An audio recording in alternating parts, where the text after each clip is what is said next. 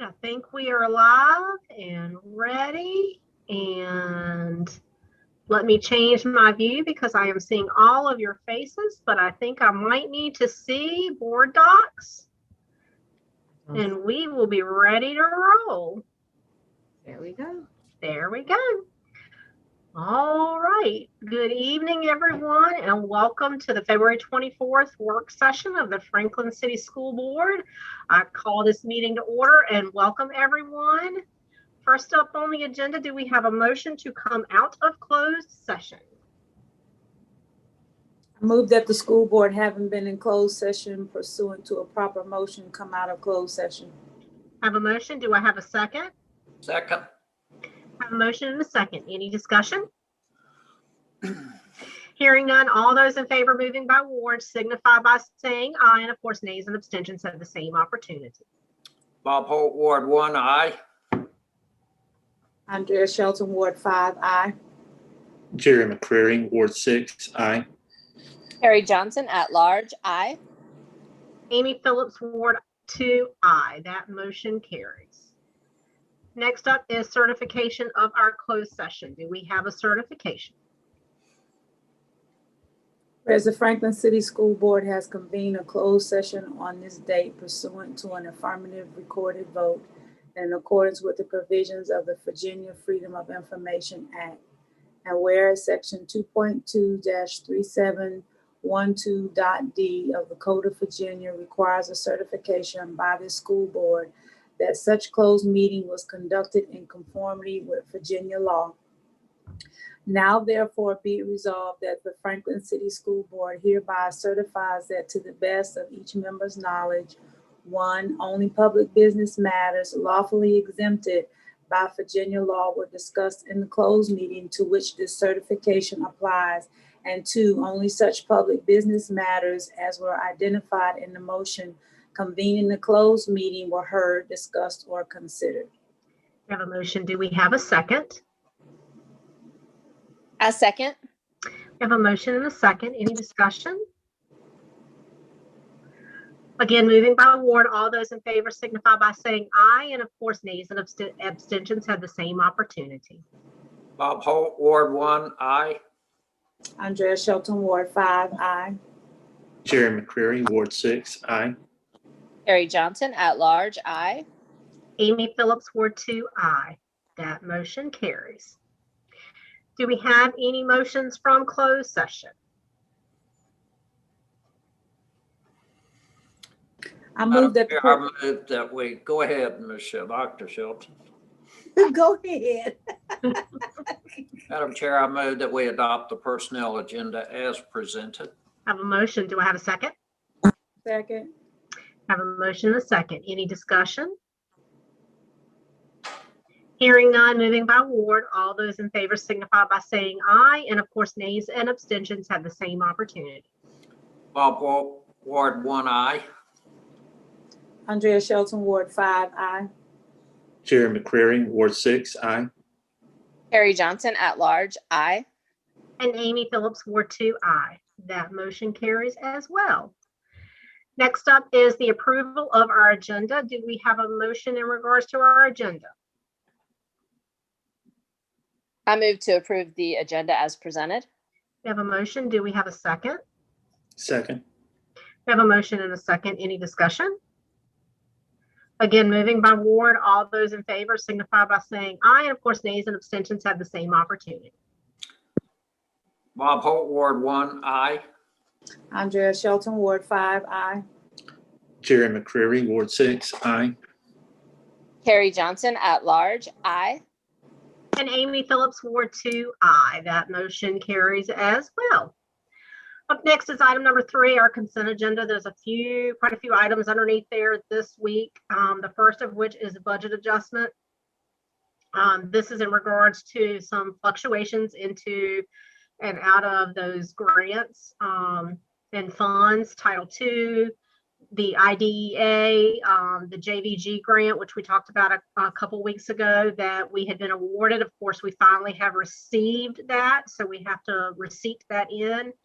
And of course, all of those, because they're coming in to cover things, we have gone through and adjusted those other expenses as well, those reallocation of funds. So all of that is there within that budget amendment. Also up on the consent agenda, we have several slates of minutes to approve. We have, and let me get this out of my way, the Thursday, May 7th, and yes, these are going back a little bit. We kind of hiccuped and overlooked that. So the Thursday, May 7th, school board meeting, that was a work session. Next up behind that, we have, trying to maneuver here.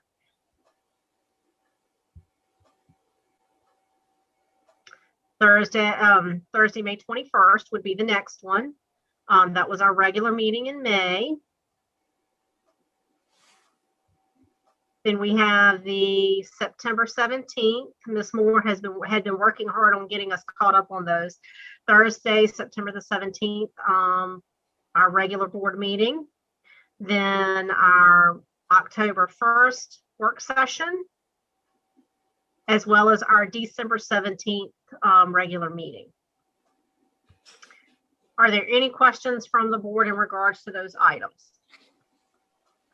Yes, Chair, can we pull the 2 in May out and vote on them independently?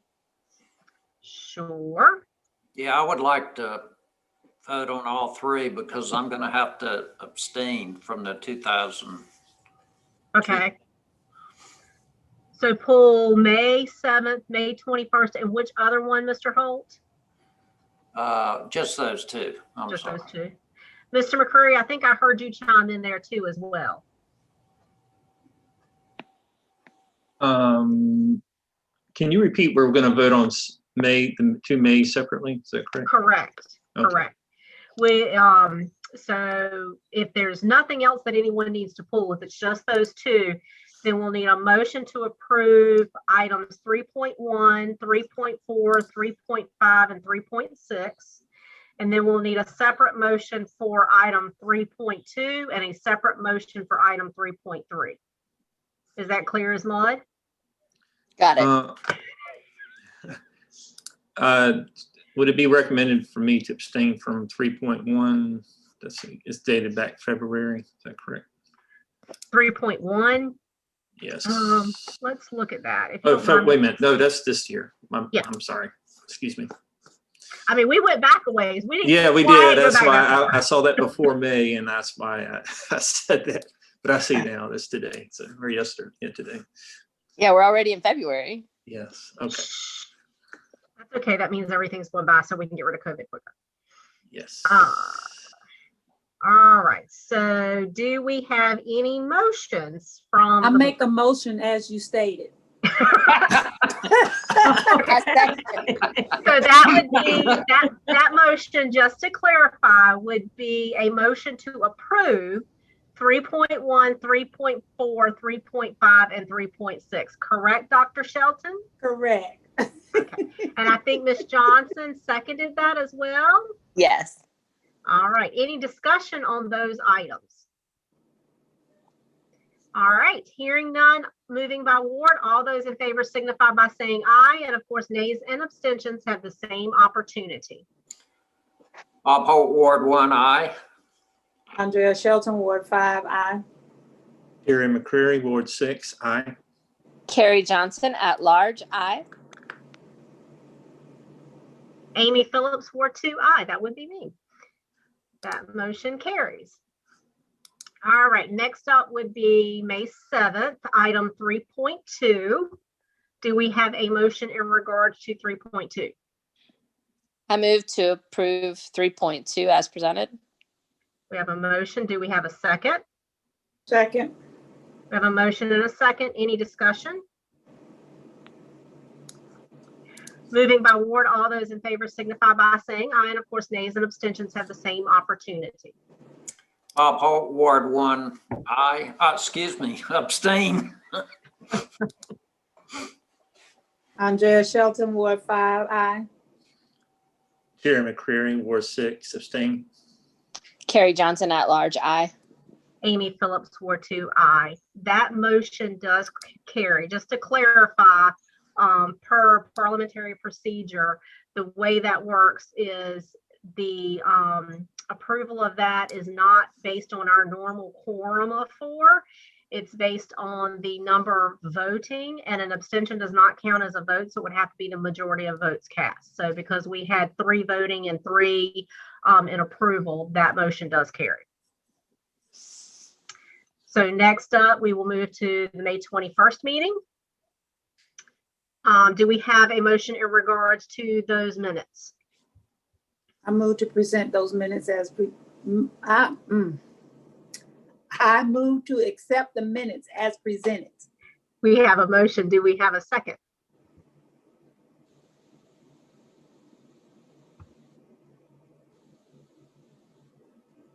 Do we have a second in regards to the May 21st minutes?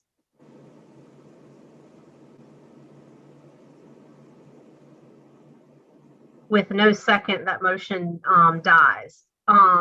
Does anyone want to make a motion on those minutes, since we do not have a full board here tonight, to table them until the next meeting to vote on? I move that we table the minutes for May 21st, 2020, to vote on at the next meeting. Second. We have a motion and a second. Any discussion? All those in favor signify by saying aye, and of course, nays and abstentions have the same opportunity. Bob Ward 1, aye. Okay, I'm not sure how to vote because I made the motion to accept it and then it changed. Well, and there was no second on that, so the motion fails. And then tabling it, what we're doing is we're actually tabling it to the next meeting because we have 3 board members that cannot vote on it. 1 was not present and 2 were not on the board at that time, so they would be abstaining from that. So we do not have enough votes to second the motion to actually go ahead and do a vote on it. Okay. Andrea Shelton, Ward 5, aye. Terry McCreary, Ward 6, aye. Carrie Johnson at large, aye. And Amy Phillips, Ward 2, aye. So they will be tabled until the next meeting. Ms. Moore, if you could make note and put them back in the consent agenda for our next meeting, that would be great. All right. So that takes us down to item number 4, Human Resources and Federal Programs. This is where I will turn it over to Dr. Sterling. Okay, excellent. Good evening, everyone, and everyone watching as well. Today, this evening, we're going to present Dr. Natalie Holloran, who is going to present the Human Resource Report. Dr. Holloran. Good evening. Thank you, Dr. Sterling. We're going to be providing a COVID-19 vaccination update. Ms. Moore, the next slide, please. Okay, on January 19th, just to give you some history, on January 19th, the division uploaded all staff members' names and email addresses to the Vaccine Administration Management System. And then immediately the CDC sent an email message to all staff members whose email addresses that were submitted so that they could register for the vaccination. However, soon after the following week, notification went out that there was a very limited supply of vaccinations. I reached out to the Western Tidewater Health District's representative, and I was informed that, which was on Friday, January the 29th, that the cancellations were due to a decrease again in the allocation, and immediately notifications were sent out that day to all Franklin City Public Schools staff members. And the information that you see below is information, again, that was shared to us by our representative, that beginning today, which is February 4th, so hopefully staff members are able to call one of the 4 localities' health departments to register for the vaccination. And it was Suffolk, Isle of Wight, Franklin, and Southampton. And we are aware that CVS and a few other pharmacy locations will be offering the vaccination this week. So the human resource team will be sending information out to all staff members once all that information is verified and confirmed. As a result of the shortage of the vaccinations across the state, as of last week, the Virginia Department of Education has been requested at each school division complete a survey. It's a very brief survey as to the status of the vaccinations in their localities. They are asking that you complete it by noon and that the survey only reflect data up until Wednesday of that week. So for last week, the 29th, that Friday, they want to know the district's or division status as of that Wednesday. And then as of yesterday is when they want tomorrow's data that's submitted. And currently, the vaccinations again are limited. So the survey results are pretty much stating that right now we're in a waiting status or holding status. We do have a few staff members who have indicated that they were fortunate and able to have the vaccination and get their appointment right away once we were able to register. But for the majority of Franklin City Public School staff members, their vaccinations were canceled. And most of them were scheduled for the 4th, which was today, which is what the Human Resources Department was informed.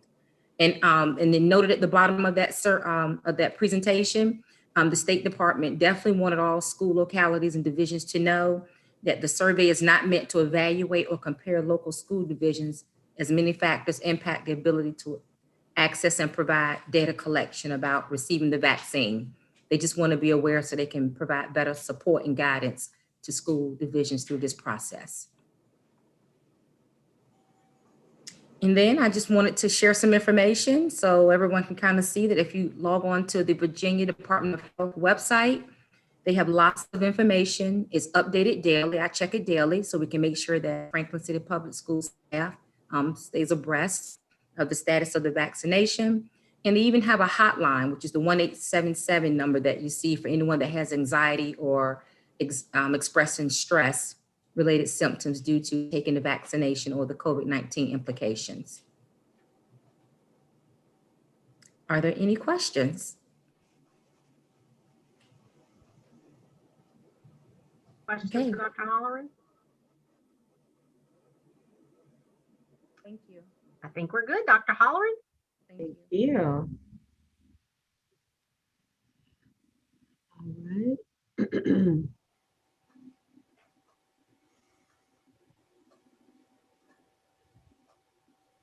Next, we'll have our presentation from Mr. Ryder, our financial report. Mr. Ryder. What you see in front of you tonight are the December payables, and then after that will be the January payables. These are just the normal bills that we pay during the month with some, notable once a year items or once a quarter items, like the big $151,000 is to CSEP. That's a normal quarterly payment. There it is. And these are all the bills that we pay every month.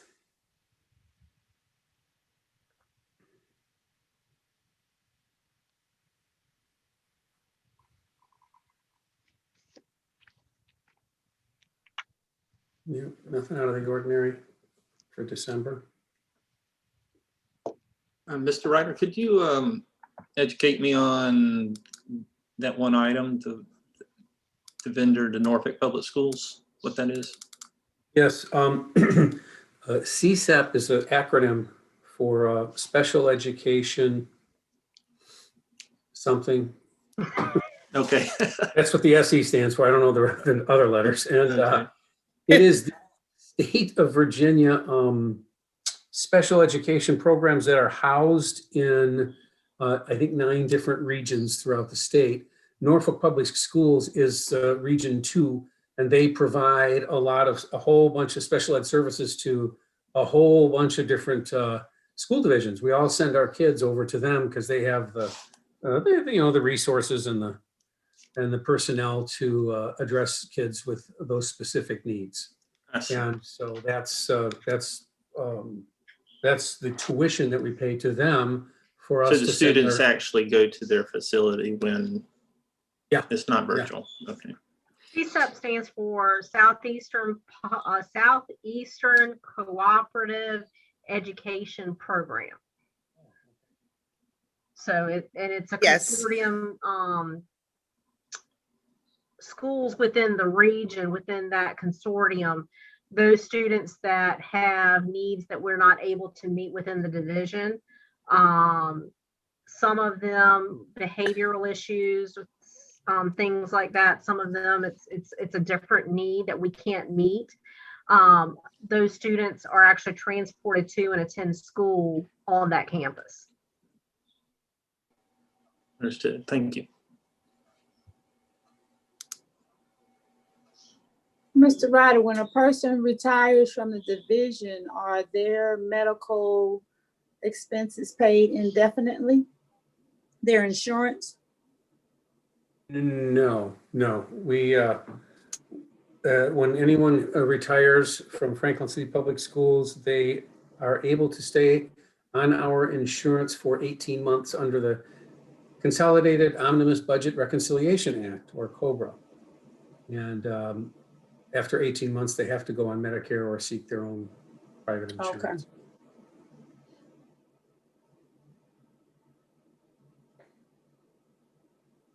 Any other questions in regards to the vouchers?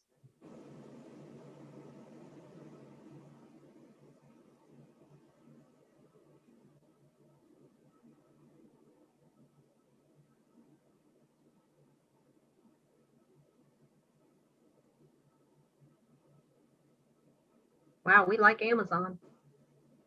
Yeah. That's a lot of tiny little purchases on Amazon. All right. Thank you very much for that, Mr. Ryder. All right. The only other thing I have for tonight is when I was going through the rules for procurement of professional services, that has been quite an education this week and last week. Without getting too far into those weeds, what I did find in our own policy manual were a couple of items that we have to, one is just kind of a correction I think we need to make. And the other is I need to notify the board of a purchasing threshold that the state of Virginia has changed. And so on the, I believe this is page 11, the threshold whereby the sealed bids need to be solicited for professional services. Now that's auditors, lawyers, architects. And our policy DJ is correct. It states exactly what the state of Virginia says. Anything over $80,000 needs to have something called competitive negotiation with sealed bids. Okay. And so, but on the very next page, under the procedures for procurement, somehow the number changed to $60,000. But then it makes reference to the Virginia Public Procurement Act, which is $80,000. So my recommendation was to simply make the 2 pages be the same number that the Virginia Public Procurement Act states. It's a pretty minor request, actually. Now, this next one, when goods and services, are bids are put out for goods and services, not professional services. The Virginia Public Procurement Act says that anything over $100,000 has to be, sealed bids and has to be advertised and all that good stuff. All I'm saying here is that the state of Virginia changed the threshold from $100,000 to $200,000. So they raised it quite a bit. Actually, they doubled it. And so what would happen is, well, what if we didn't go above $100,000 or $200,000? Well, what happens is that falls into a lot less, rigid and stringent rules that we have to buy. We have to get 3 quotes from vendors, and we still have to go through all the procedures of making sure what we're buying is what we want, and we have to have at least 3 vendors quote on it. But it just exempts us from the arduous process of sealed bids and advertising on something called EVA, which is the state procurement site. So I just needed to bring this to your attention. It's up to the board whether they want to. The Board of Education, you can have more stringent rules, but you can't have less. Meaning, a board of education can't say, well, forget the 200, we're going to put it up to 300. No, you can't do that. But you can pick anything less than $200,000 and put a more stringent threshold in if you want. And actually, you're not even under any obligation to change the threshold. So what that means for me in the business office is that if the board policy states $100,000 or above $100,000 goes through the RFP process, that's what I'll do. But you just have the freedom to go up to $200,000 if you'd like. Does anyone have any questions on that? So you saying we can go between 100,000 and 200,000? Yes. That's our minimum and our maximum. Right, right. I think if I can summarize what this is saying is that currently our policy reads DJR has that requirement of the $60,000 threshold, whereas the actual state code dictates that 80 is the threshold. So we have the ability to raise it to the 80 so that we don't have to go through that whole process. And the same thing with the 100,000, we have it written in that sealed bids are required at 100,000.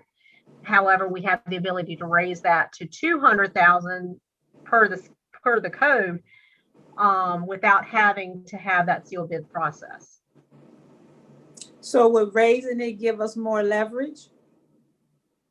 It lessens the red tape, I guess is a better way to put it. It lessens the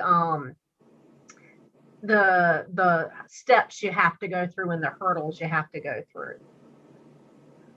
Okay. It doesn't change like Sterling's ability to sign off on things that without coming to the board. It doesn't change that limit as to what she can approve without having to bring it to the board. It's not changing any of that. It's just changing from the standpoint of if we have to go out and seek a service or a good, the steps that have to be gone through depending on the dollar amount.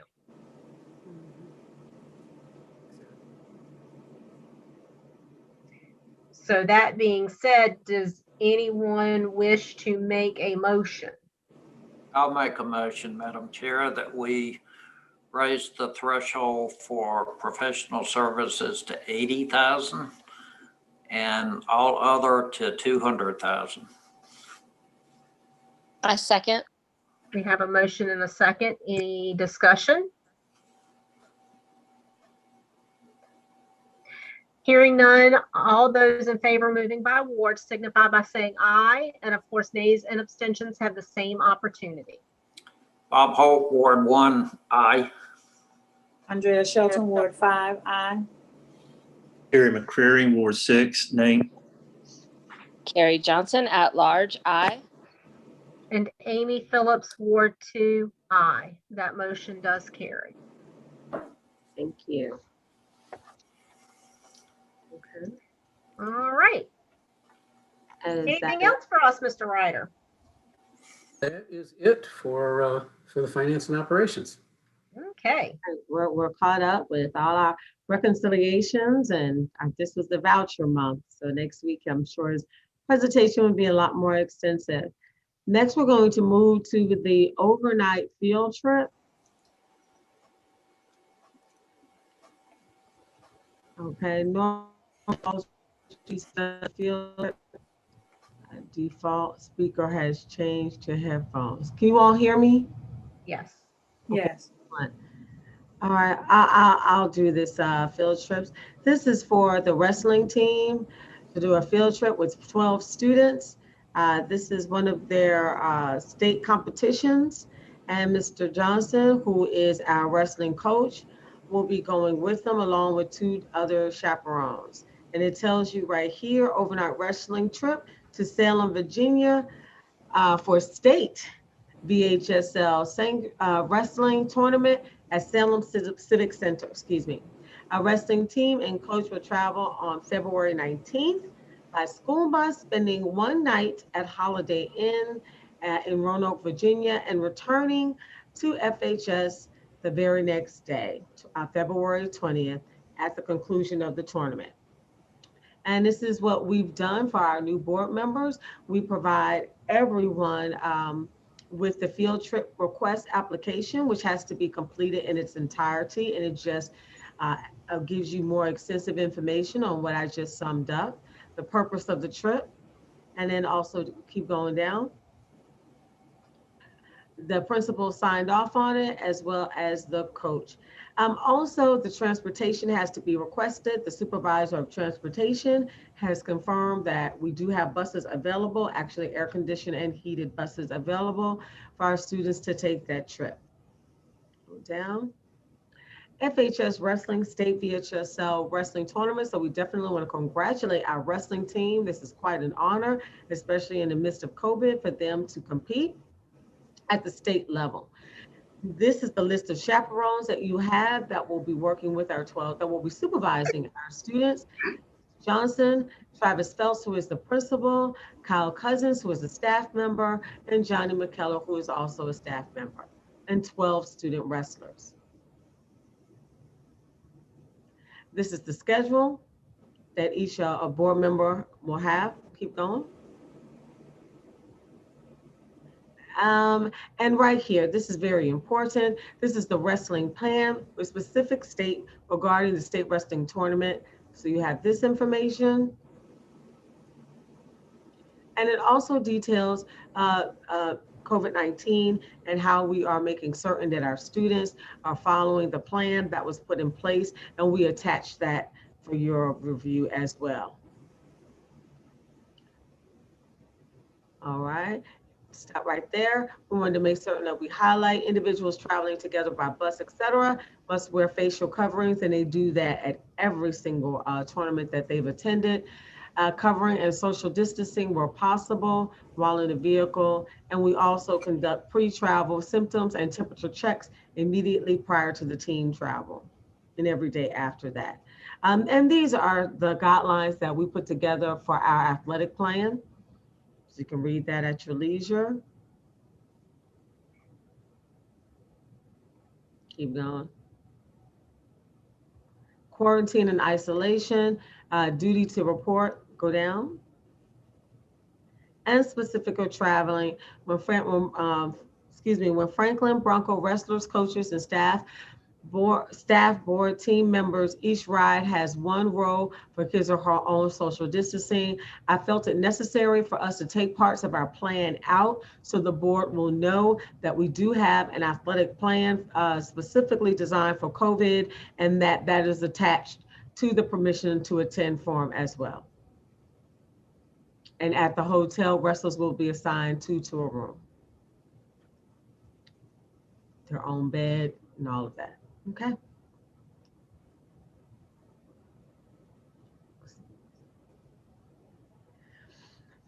Where they'll be staying at the Holiday Inn. Okay. The sponsors. Any questions? Because this is an overnight trip, it will have to be approved by the board. Any questions for Dr. Sterling in regards to the wrestling tournament overnight trip? I will say that I have gone and looked at the VHSL requirements and suggestions for the COVID policy versus ours, and ours is a little more stringent than even what is recommended. So that was good to see. That being said, do we have a motion in regards to this? And I will go ahead and preface that by saying that I am pretty sure that Ms. Johnson will abstain from this vote due to a conflict. That is correct. So that being said, do we have a motion in regards to the wrestling overnight trip?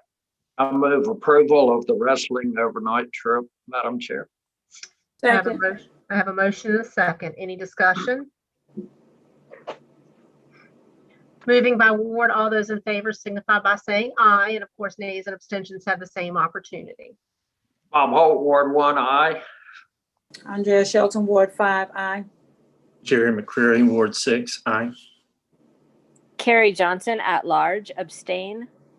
Amy Phillips, Ward 2, aye. That motion does carry. I think this will be the first time we've had kids since pre-COVID that have gone on an overnight trip. So Yeah. This will be a good experience and a good testing the waters for us.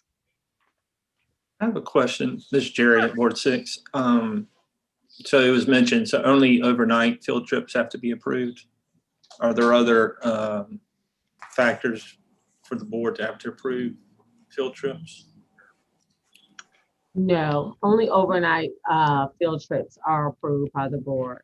I see. Okay, thank you. They used to all come before the board for approval, but I think it's been about, what, a year and a half ago, Dr. Sterling, that we made the decision that only those that were requiring overnight stays, that they would come before the board. Yes, it's been quite some time, but yeah.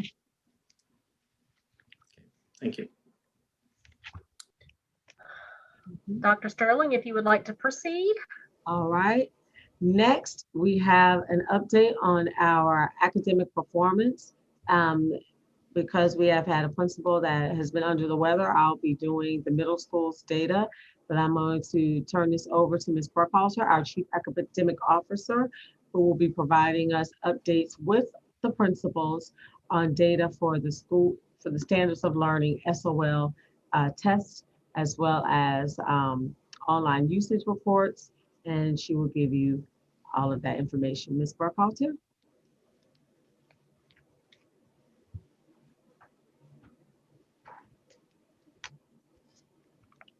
You with us, Ms. Burkhalter? I know she's muted.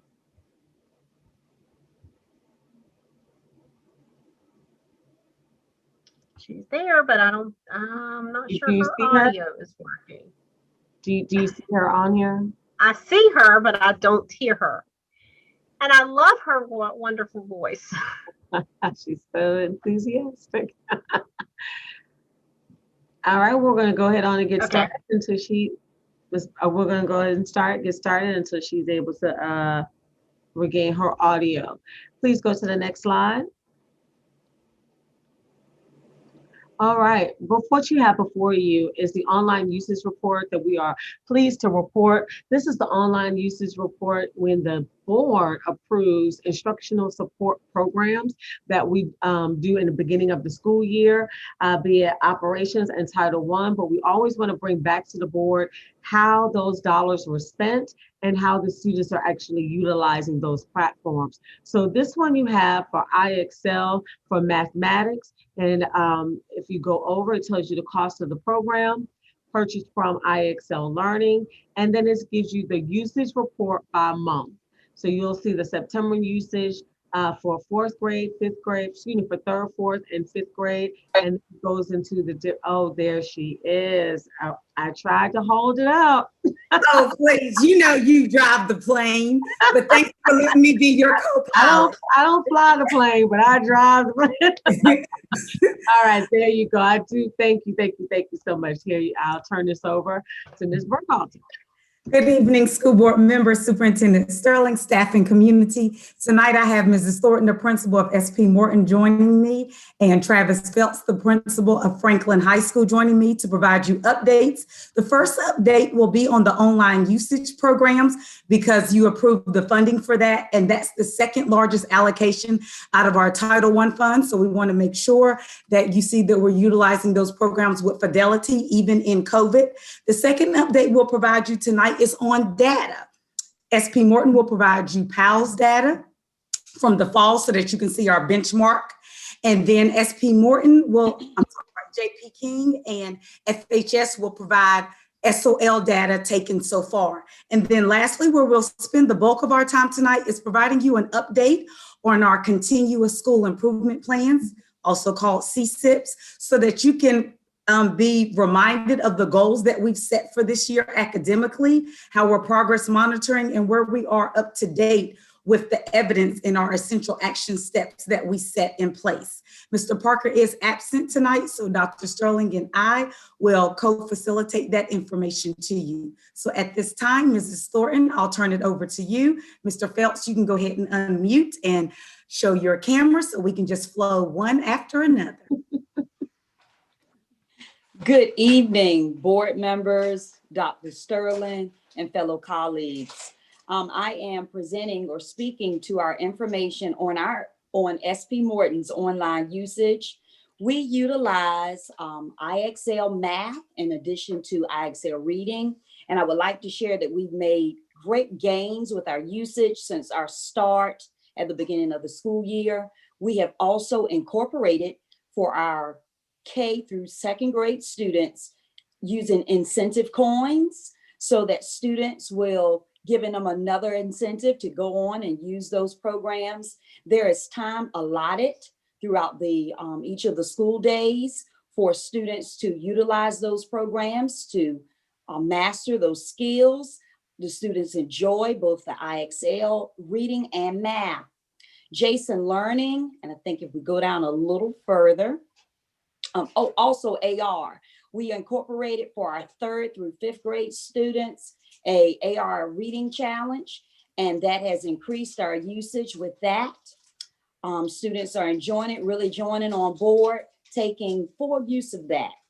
Jason Learning. Jason Learning is one of our programs that is used for science, and of course, science is one of our goals. Was one of our goals to improve our science scores.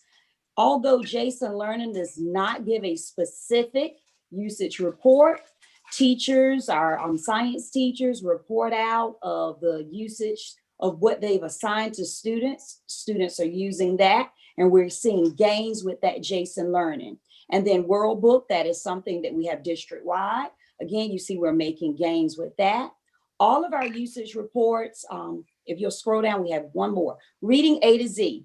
For that one, that is a new one that we brought on board this year, Reading A to Z and RAS Kids. And as you can see, if you look at our January usage, it has made tremendous gains. Again, with our K through 2 population, we use those incentive coins to encourage the students to get on, and there's time allotted daily for students to utilize those programs.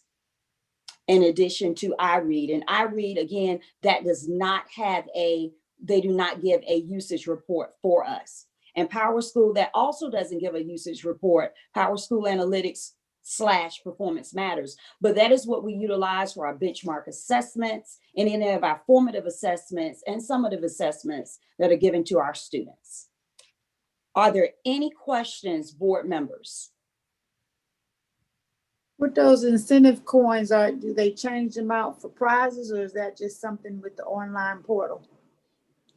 That is a great question, Dr. Shelton. Those coins are prepared. Our reading specialist, Mr. Sean Geary, works in collaboration with Mr. Singh. Mr. Singh is one of our instructional assistants, and he supports with data, and those coins can be traded out for additional prizes. Any additional questions? Yes, it's Jerry, Ward 6. Let's see. On the reading A to Z, for example, the usage minutes, is that cumulative of all the students, or is that a comma or a period? I can't tell. That's a comma. Okay. That's a comma, yes. Yeah. It's So that's a cumulative, yes, of the usage minute. Yeah, I'm sorry, Mr. McClear. It is cumulative, yes. Yeah, okay. Mm-hmm. Thank you. Okay, thank you.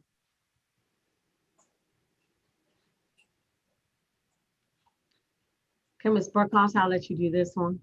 Thank you, Dr. Sterling. So JP King's online usage programs is the same as SP Morton with this difference. They have achieved 3,000 to supplement reading, because if you'll remember, their gap group area where they're trying to make gains is with writing, and the reading and writing are combined for one overall score. So they have achieved 3,000 here. And we also get professional development with that, where the company comes in and lets us select the day, and they train the teachers around the support that they need with that program to utilize it more effectively within the classroom. Yes, you can continue, Ms. Moore. And you may not see January for some of the usage. Of course, we had to turn our PowerPoint in on February 1st. And depending on the company, we cannot pull that report until sometime between the 2nd or the 5th. So if January is not on here, that's why we'll provide that update at our next update for that board meeting. IXL, we utilize that heavily in math to supplement for the students to use outside of the classroom instruction. Continue on, Ms. Moore. Ms. Burkhalter, did we skip over JPK, or is this JPK and just titled FHS? Ms. Moore, can you go back to JPK? Yes. IXL. I don't know what happened to theirs in the download, but they have the same exact programs. I don't know if something happened in the conversion with the internet or whatever, but they have the same programs as SP Morton with the exception of RAS Kids. And of course, SP Morton does not have Achieve 3000. They have IXL to support reading because there's different needs within the building. And then they utilize Performance Matters as well. Sorry about that. We'll be sure that you get that. It's definitely in the Google Doc. That's all right. I just didn't want you to steal Mr. Felt's thunder. Okay, we'll turn it over to Mr. Phelps now. Not that we don't love to hear your voice, Ms. Burkhalter. All right, good evening, Dr. Sterling and school board. First of all, thank you for approving the wrestling trip. We'll try to bring home some medals and trophies and not bring home COVID. So, thank you for that. All right, Franklin High School's online usage report. We're tracking 5 online programs that we utilize at FHS that the school board purchases for us. And that would be IXL, Jason's Learning, Power School, World Book Online, and Edmentum. So for IXL, we use that to supplement our math department. And that is our area of challenge at Franklin High School, specifically our gap groups for math. The students that we're trying to close the gap with are our Black students, our economically disadvantaged students, and our students with disabilities.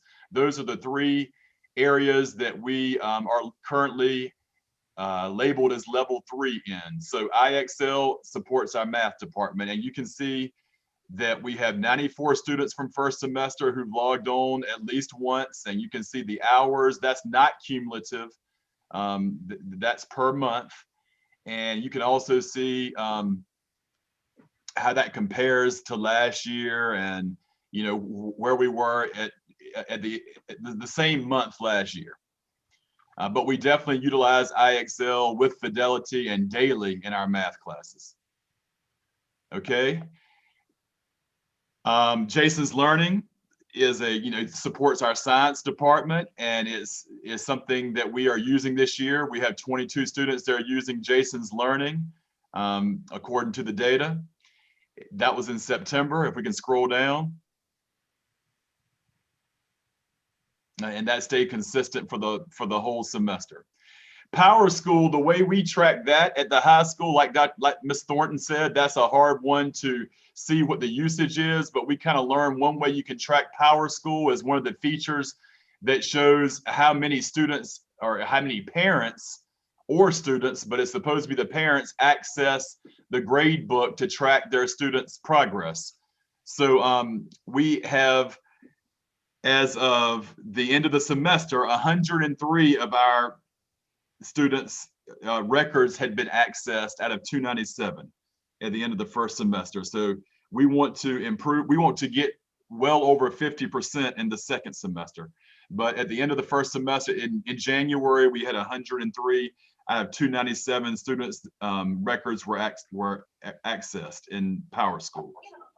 I was kind of hoping you were going to say by the number of times somebody went in, because I was really trying to drive that number up for you. Yeah, no, as long as the student is accessed at least one time, that's the data that I'm talking about with that. So we're 103 out of 297. World Book Online, our usage always goes up at the end of the semester because Ms. Dovell and her students are working on senior research presentations, and they are researching and writing their papers and preparing for their presentations. We have other classes that utilize World Book Online as well, but that's why it really goes up for us in December and January, and you're going to see the same thing in May and June. And then Edmentum is one of our programs that we use for online elective classes, online classes, along with Virtual Virginia. We don't list Virtual Virginia on this report because we don't have to pay for Virtual Virginia, but we do pay for Edmentum. a lot of, we heavily use this in our alternative education program, but we have some other students that are taking Edmentum online classes as well. And we have a lot that are taking even more that are taking virtual Virginia, but that's at no cost. So that's not on this report. Maybe we should consider including it, but we haven't to this point. All right, any questions for me on our online usage at Franklin High School through the month of January? Mr. Phelps, with your Power School, you said the parents access the gradebook. Yes, ma'am. Parents have they can get a username and password, and they can track their students' academic progress by looking right at the teacher's grade book. They can't see anybody else's grade except their own students. But they can see which assignments are missing, what needs to be made up, if they did poorly on or they did well on a quiz, and they can track their students' grade in real time. Well, has that percentage, because I noticed that, unless I wasn't reading it right, it was like 33%. Has that percentage ever been like 45 or 50 or higher? We have been as high, we've been close to 70. We were close to 70% at the end of last school year. Okay. So 103 out of 297, we need to improve that data. So we need to reach out to our parents and make sure they, first of all, know how to access the grade book. A lot of these things we do with our back to school nights, which we did virtually this year. But when they come to the building for open house, we would hand them their username and password, and actually went into library one year and made sure everybody could log on and know how to work the system. That's been a little more challenging this year with COVID, but it's not an excuse. We need to get that percentage higher. Okay, thank you. You're welcome. And I just want to backtrack because I'm so type A, and I don't want you to think we didn't have our homework assignment. Thank goodness for technology. So here is JPK's usage report, just so you can see. So you have the Achieve 3000 here. I'll make that a little bit bigger for you and for myself. Then I'll keep going. Can I ask a quick, this is Jerry, Ward 6. Do you Yes, have a sir. percentage? Do you have a percentage of the number of students who are logging in? Yes, so if you see here for January, he had the students with the average score of 74%, and 7.7% of students are earning 75% or higher on their first attempt. There were 338 student logins, and the average gain for the month was 9 Lexile. So where it says 79 students participated, 79 out of how many potential students? We'll be sure to put that for you next time. Okay, thank you. Mr. McCleary, you are welcome. Great question. It was a good question, yeah. Absolutely. So then here we have IXL, which we're utilizing for the math.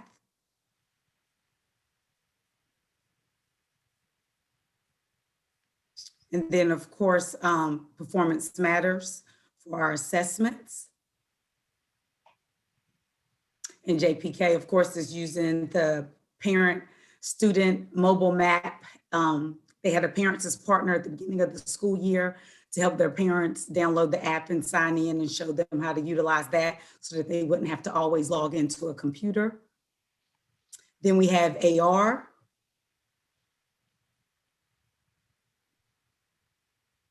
Then World Book Online, which is the encyclopedia, and this is the division usage.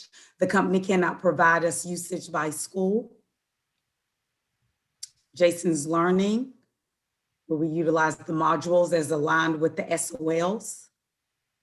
Right to Learn, which is a new program that we started purchasing last year to help close that achievement gap with writing, because that's a targeted area for them. Are there any questions? And we only utilize this. So as you can see, there's none to date. And the reason for that is because we use this as our last push and our focus.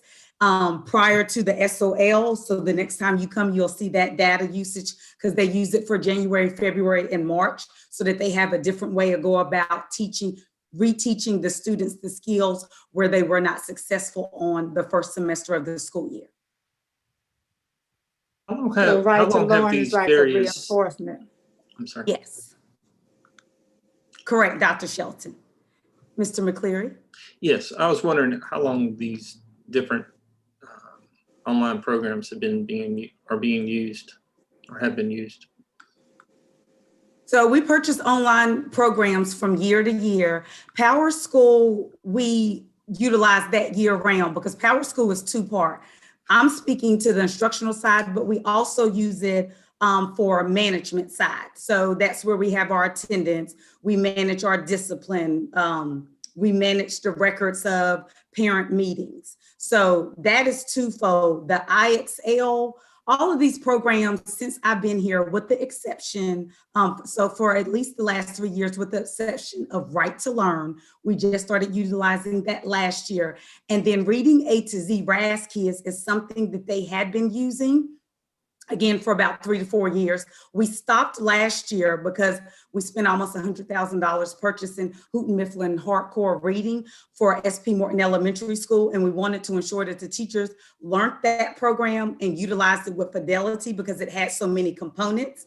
And then they could look at what, if they still needed that with what they already had. And at the end of the year, we came back and did an assessment. And because RAS Kids and Reading A to Z, that is a resource that's not just for the students, but it's also for the teachers. So the teachers can pull and print reading books that are on the students' levels, and they can print them, which has been great since we're in COVID, and send it home and the students can highlight. But it also has where the students can actually go on there and pull up the text on their computers as well. It also has lesson plans that the teachers can pull that are aligned with those books.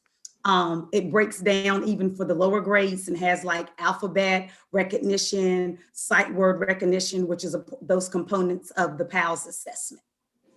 I'm sorry, and which one were you just talking about? The IXL or? The Reading A to Z in RAS. Oh, Reading A to Z, okay. Yes. So do the ones that students have access to, is this just during class time or they access it from home as well? From home as well. And that's why it was very important that we continue to utilize those this year. So to ensure that the students could utilize those at home this year, we did parent trainings back in August, and we trained the parents on all of the online programs and recorded those sessions and posted them on the website. Very good, thank you. I think one of the things I want to mention about some of these online programs is that it comes not top down, it comes from the teacher on up. And then they ask and they request and they say how it's benefiting our students, and we support that teacher voice. But we have to look at the online usage. We do correlations on how it affects their SOL scores, their benchmark scores. And we've seen a lot of good results out of what our teachers have recommended that they would like to utilize for the kids to push that student achievement.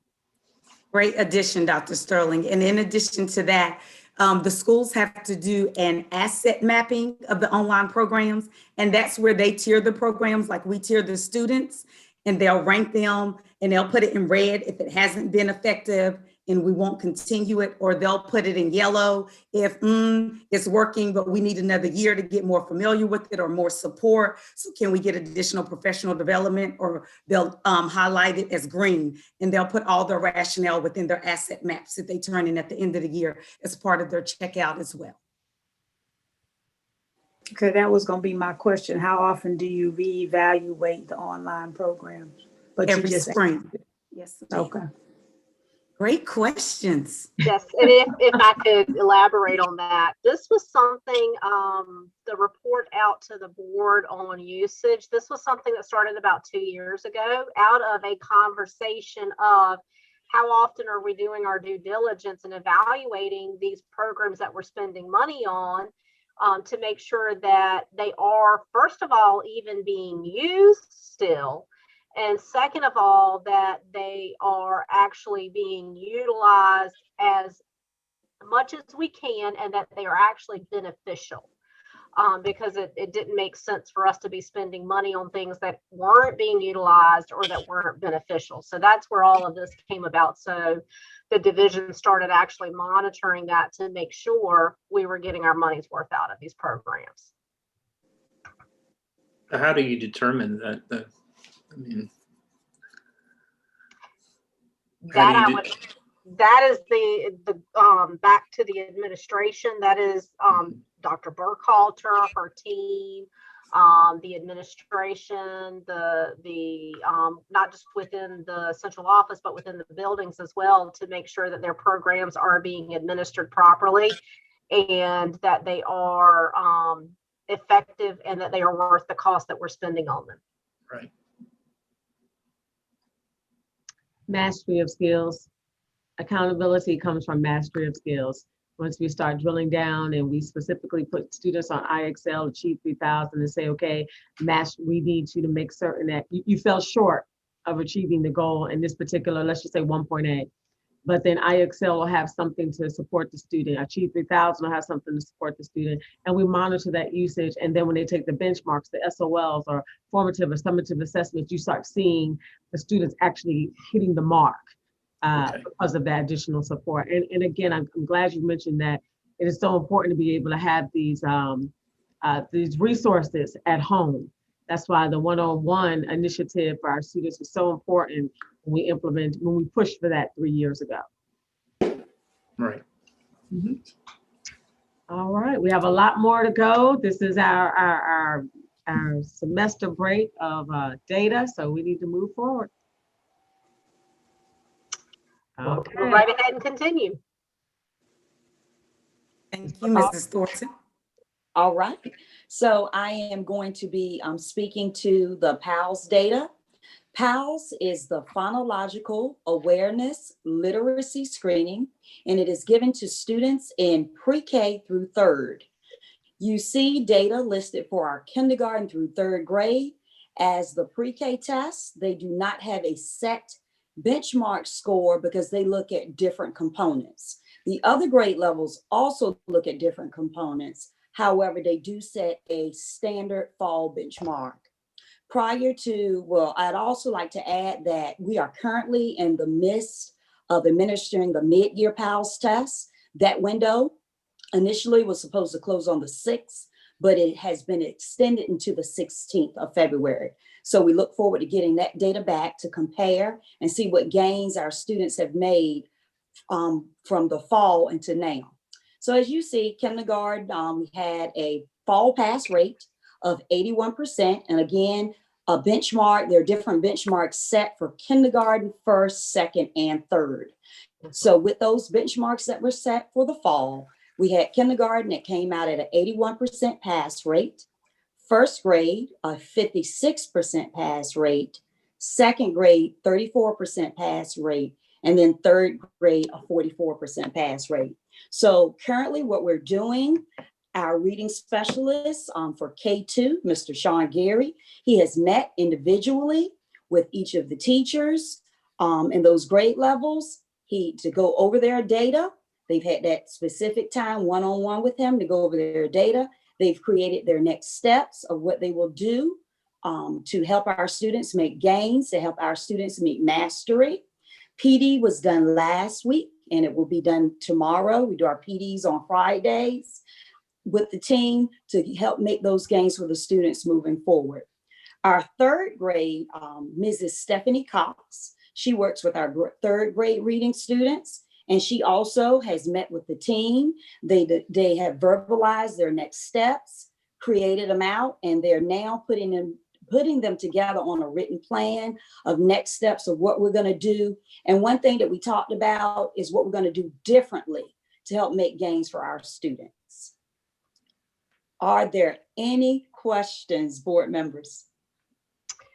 Ms. Thornton, for those that are unfamiliar, can you talk about the rigor the rigor within the PALS data test? You know, how is that comprised and what is it looking for? And, Absolutely. Oh, go ahead.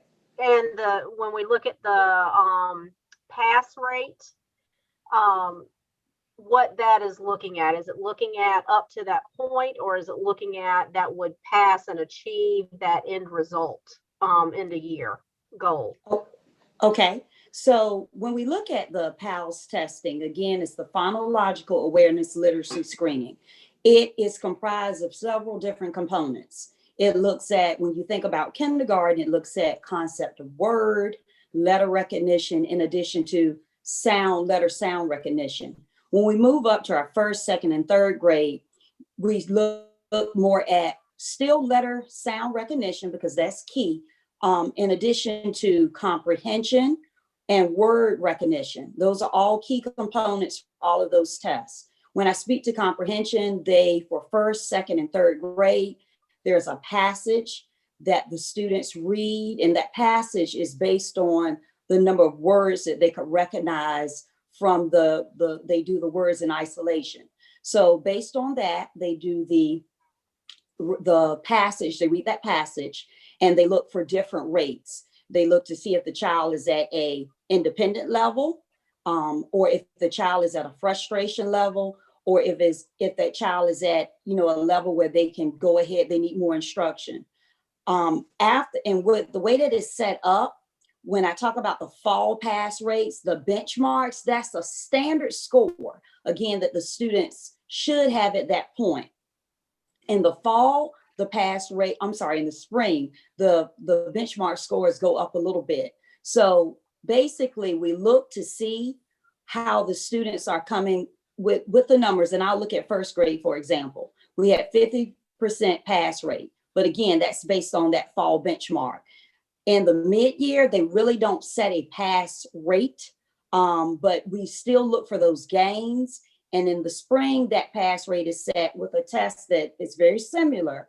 And not pass rate, the benchmark score is set. And we look to see that the students have made those gains. Dr. Phillips, have I answered your question? You have, and thank you for giving me a doctorate. I was about to say, oh my, this boy gets smarter and smarter. But yeah. That's awesome. It's I just wanted the board members that weren't familiar with PALS to understand that it's almost like this is a baseline to looking at those gains come spring. Mm-hmm. And I'm passionate about PALS because as a former lower elementary school teacher, that is something, when I started my career in education, PALS was one of the first things that I learned a lot about. So yes, I'm very passionate about PALS.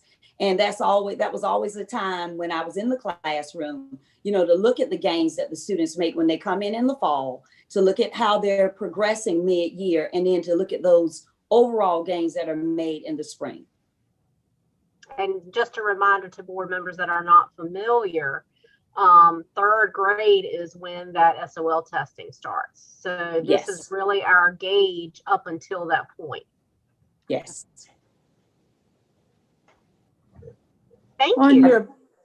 On your percentage, the 44 over for the kindergarten, 44 over 54, is that 44 students took the test out of 54? Those are 54 students took the test, and those are the 44 that made it with that fall pass rate. Okay. Yes. So 44 out of the 54 passed. Got it. Yes, ma'am. Yes. The 54 was the number of students that took it, and the 44 is the number that passed based on that fall benchmark score. Okay. So what are just maybe one or two things that you would do to reinforce, especially your third graders, since they have to be prepared, or looking at your second and third graders? Well, one thing, again, that we're doing, our specialists are meeting with the teachers. As I stated, they're meeting with the teachers, coming up with next steps of how they can better meet the needs. We have our PALS tutors. That is an additional thing that we have, an additional support that we have that work with those students, giving them that targeted intervention to help those areas of deficit. Yes, ma'am. Okay. And Dr. Shelton, in addition to that, out of the one-to-ones that Mr. Gary just recently had with the teachers, on the preliminary mid-year PALS benchmark. He has identified professional development to close achievement gaps to continue to increase these scores. And he started that professional development last week. It's part of their next Thank you. steps. Welcome. Are there any reading programs that, like, throughout the summer months that might help these scores to improve? Well, typically, of course, last year because of COVID, we did not have a reading program that was available during the summer. However, we have began to talk, Ms. Burkhalter and myself, and also Dr. Sterling, and we're hoping to have that ACE Academy. And with that ACE Academy, we had looked at a program called Head Sprout, and that would be a program that would help the students to close those gaps within the reading. But prior to the COVID, yes, sir, we did have summer school for our third graders and all the way rising up to our eighth graders. Is there any, but even like it, I'm just thinking back when I was young. I mean, we had just being able to order books and stuff throughout the year. So they get plenty of books throughout the year. I mean, they have like reading. Ordering books.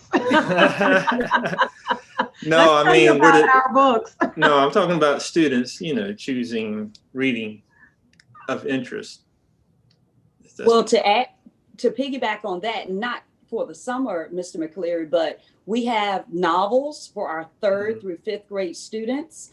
That was a request of Dr. Sterling so that they would have a physical book in their hand.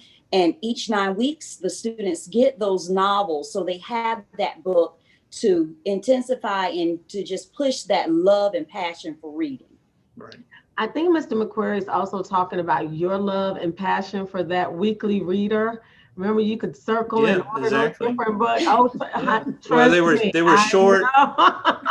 They were short, easy to digest. We, as a young student, we got to choose which topics we were interested in. You're exactly right, and I'm surprised Thornton didn't say that, because that was one of the things that she requested when she first became a curriculum specialist before principal. Those weekly readers, and it took me all the way back. I was like, I remember how much I enjoyed the paper. Quick weekly reader. So yeah, exactly. Make certain we get those back in, post COVID. Mm-hmm. Right. Thank you. Thank you. All right, next. All right. Next, we have J.P. King Middle School, and this is their SOL data. They took SOLs because, as you know, J.P. King is a dual enrollment high school, middle school. Many of their students take up to 6 classes of high school credit. And this was a new class this year that we were experimenting with to see how the children would do. The team did a wonderful job of outlining the curriculum. However, this was the very first year that it was done. Therefore, and we had a teacher also brand new teaching this subject. So we had world geography, which I absolutely love. My minor is history. We had 18 students take the test. However, none of our students passed at this time. But I want you to look at our next steps. And this is the J.P. King team got together, and you already know this is not indicative of what J.P. King students can do. It was just a new course that they were involved with this year. So the next steps, 9 out of the 18 students that took the test, 50%, scored right at the cusp of passing between 350 and 399. These students are able to achieve a local verified credit. However, they will be receiving additional support in the spring to retake the test because they were right there on the cusp.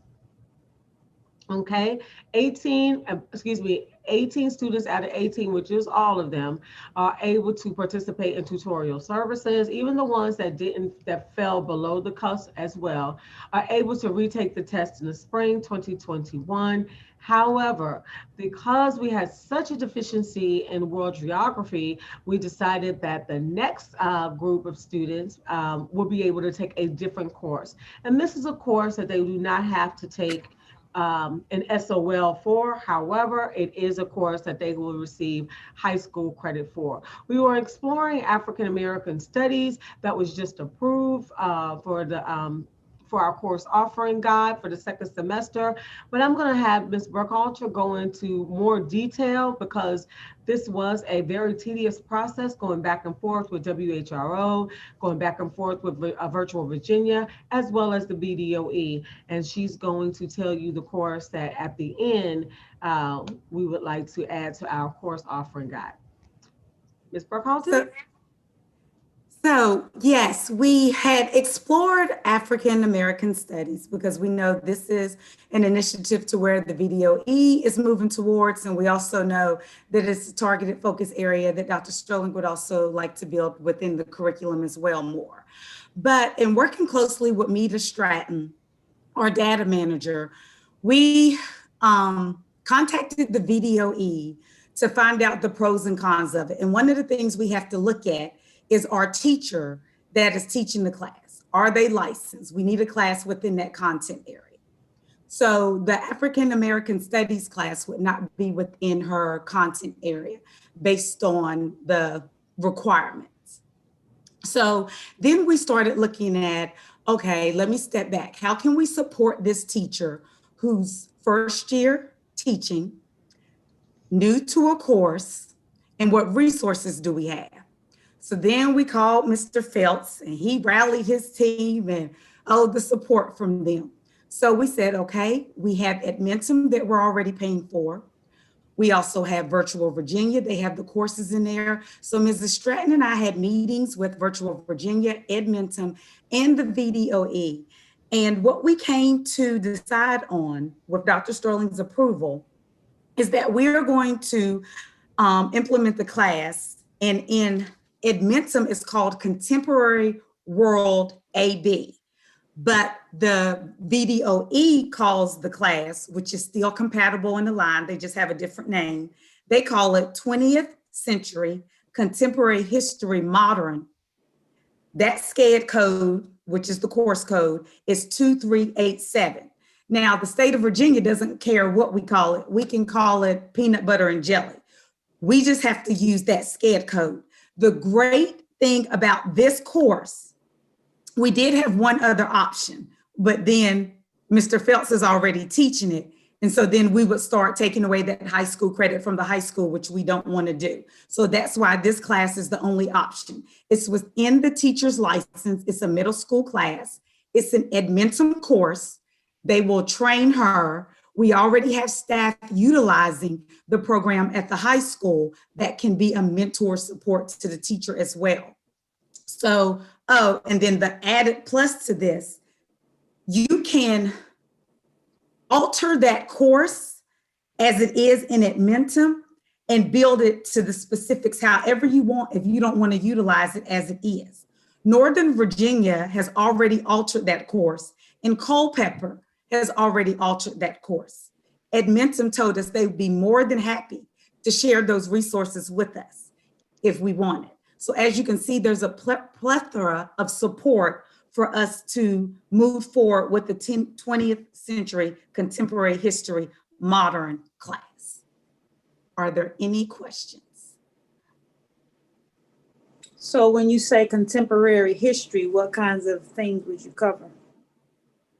Or do you know? So, that's the great thing about this class. So once we get that information from Northern Virginia or Culpeper tomorrow via Edmentum, because it's not a high school credit class, we can alter that class however we want. So it would be in collaboration with the teacher, the course syllabus that we're getting from Northern Virginia, the principal, the instructional team, Dr. Sterling, and myself. So I don't want to say yet specifically what we're going to do because we haven't done that collaborative process. But the great thing is we not only already have a framework, we already have multiple roadmaps that we can go ahead and take and run with it if we want to. So you're basically designing your own course. Already designed. All we have to do is pick it, but we can design it if we want to. Okay. So we don't have the time, unfortunately, because the course needs to be offered this semester for the second half of the students. So we don't have time to really design it. We just have to pick and choose what we would like to teach and make certain that the scope and sequence goes for the next 2 9 weeks. Okay, And again, it's already vetted by the VDOE. correct. And it costs nothing for us to use. We already have the license. Mr. Phelps has only used 45 of his 125. So we would add the additional 35 students in there and we still have room. And all we had to do was make adjustments so that Franklin High School just doesn't have access to Edmentum. We went ahead and just opened it up. So it's FCPS license, not Franklin High School's license. And again, because we have a bundle package, it's 0 additional cost to us. So thank you, Ms. Burkhalter. And another thing I want to make certain that the board knows that when you approved us to utilize Edmentum, just like back in the day, it was Plato, you approved all of the courses, like a course offering guide. So we're just bringing it to the board, the course that we're going to implement for the next semester. But these courses, like your course offering guide, which is what FHS offers, we get that approved in the beginning of the year as well. So before we move forward, I just want to finish with the SOL data, because to me personally, looking at the world geography, I think it's still a bright spot for JP King, even though students did not pass. We did have over 50% of our students that were right there on the cusp, and we still have the other 50% that are willing to take tutorial classes, pull resources from the high school, work collaboratively with the high school teacher and the middle school teacher to get our students the credit that I know each and every one of them are capable of earning. Next, you have, and I'm not going to give you too much detail, but we did have one person for confidentiality. We did have one person who we are very proud of, who attends JP King, but takes courses at the high school. And that person did take the SOL, and there was 100%, of course, passed. So we say 100% passes rate. So we're very excited. And now we have our first middle school student, and board members, you know how I tell you to ring the bell. This is our first middle school student that is going into pre-calculus at the middle school level. So this tells you again exactly where we're going with the vision of the redesign, the early college and the early high school. Dr. Sterling, I do have one question to double back on the world geography. So correct me if I'm wrong. So what we're looking at is the world geography class, which was a high school credit for the students that took it if they passed the class, passed the SOL. So we're looking at now they will be moving, instead of those that would be coming up and taking it this semester, we're looking at the Edmentum class, which is not a high school credit.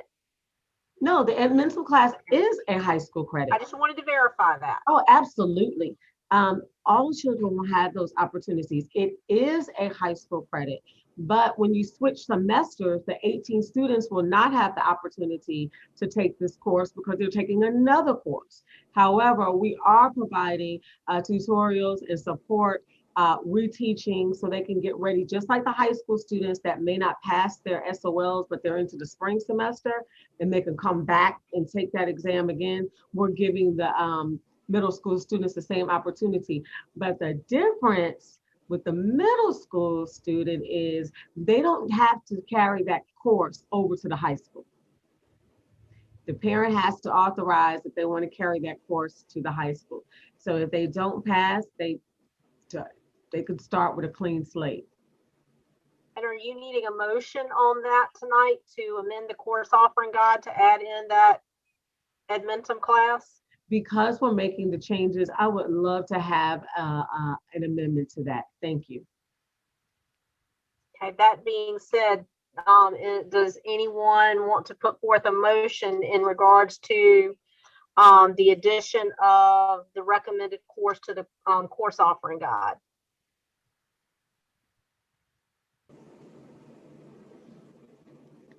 This is Carrie Johnson at large. I so move.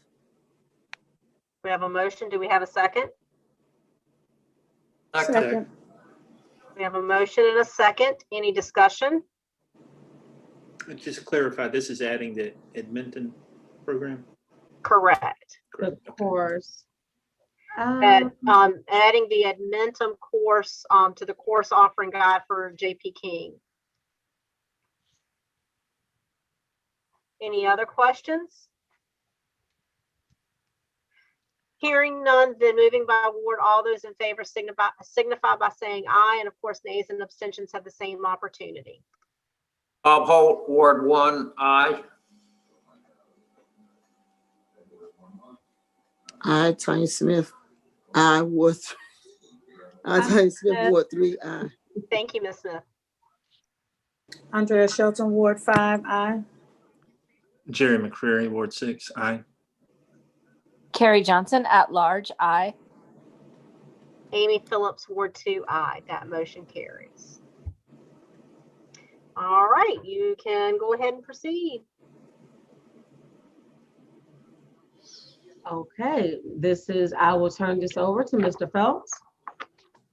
Yes, good evening again. This is Franklin High School's SOL data as of February the 1st, and we have been doing retakes and makeups this week, so we update our scores daily. I will say before we even go through our scores, these don't look like Franklin High School scores right now, and this will not be our final result. We are not pleased with our scores at Franklin High School at the midway point, but we're also not discouraged either. We're not going to change our goals. Our goals are still to have a 95% pass rate in English, and you may wonder how in the world that's going to happen, but I'll explain. Our goal is still to have an 80% pass rate by the end of the year in math, 85% in science, 75% history, 98% graduation rate, and a 75% on industry certification testing. We have a lot of work to do. Our teachers have worked extremely hard. We're proud of our students. We're proud of everybody's efforts. And I made that very clear at our 2 faculty meetings we had this week, because I didn't even want to wait till Friday to have a meeting about these scores and get a plan together. But what I'm trying to say is, let's go through the numbers. I know it doesn't look like FHS right now, but it will by June.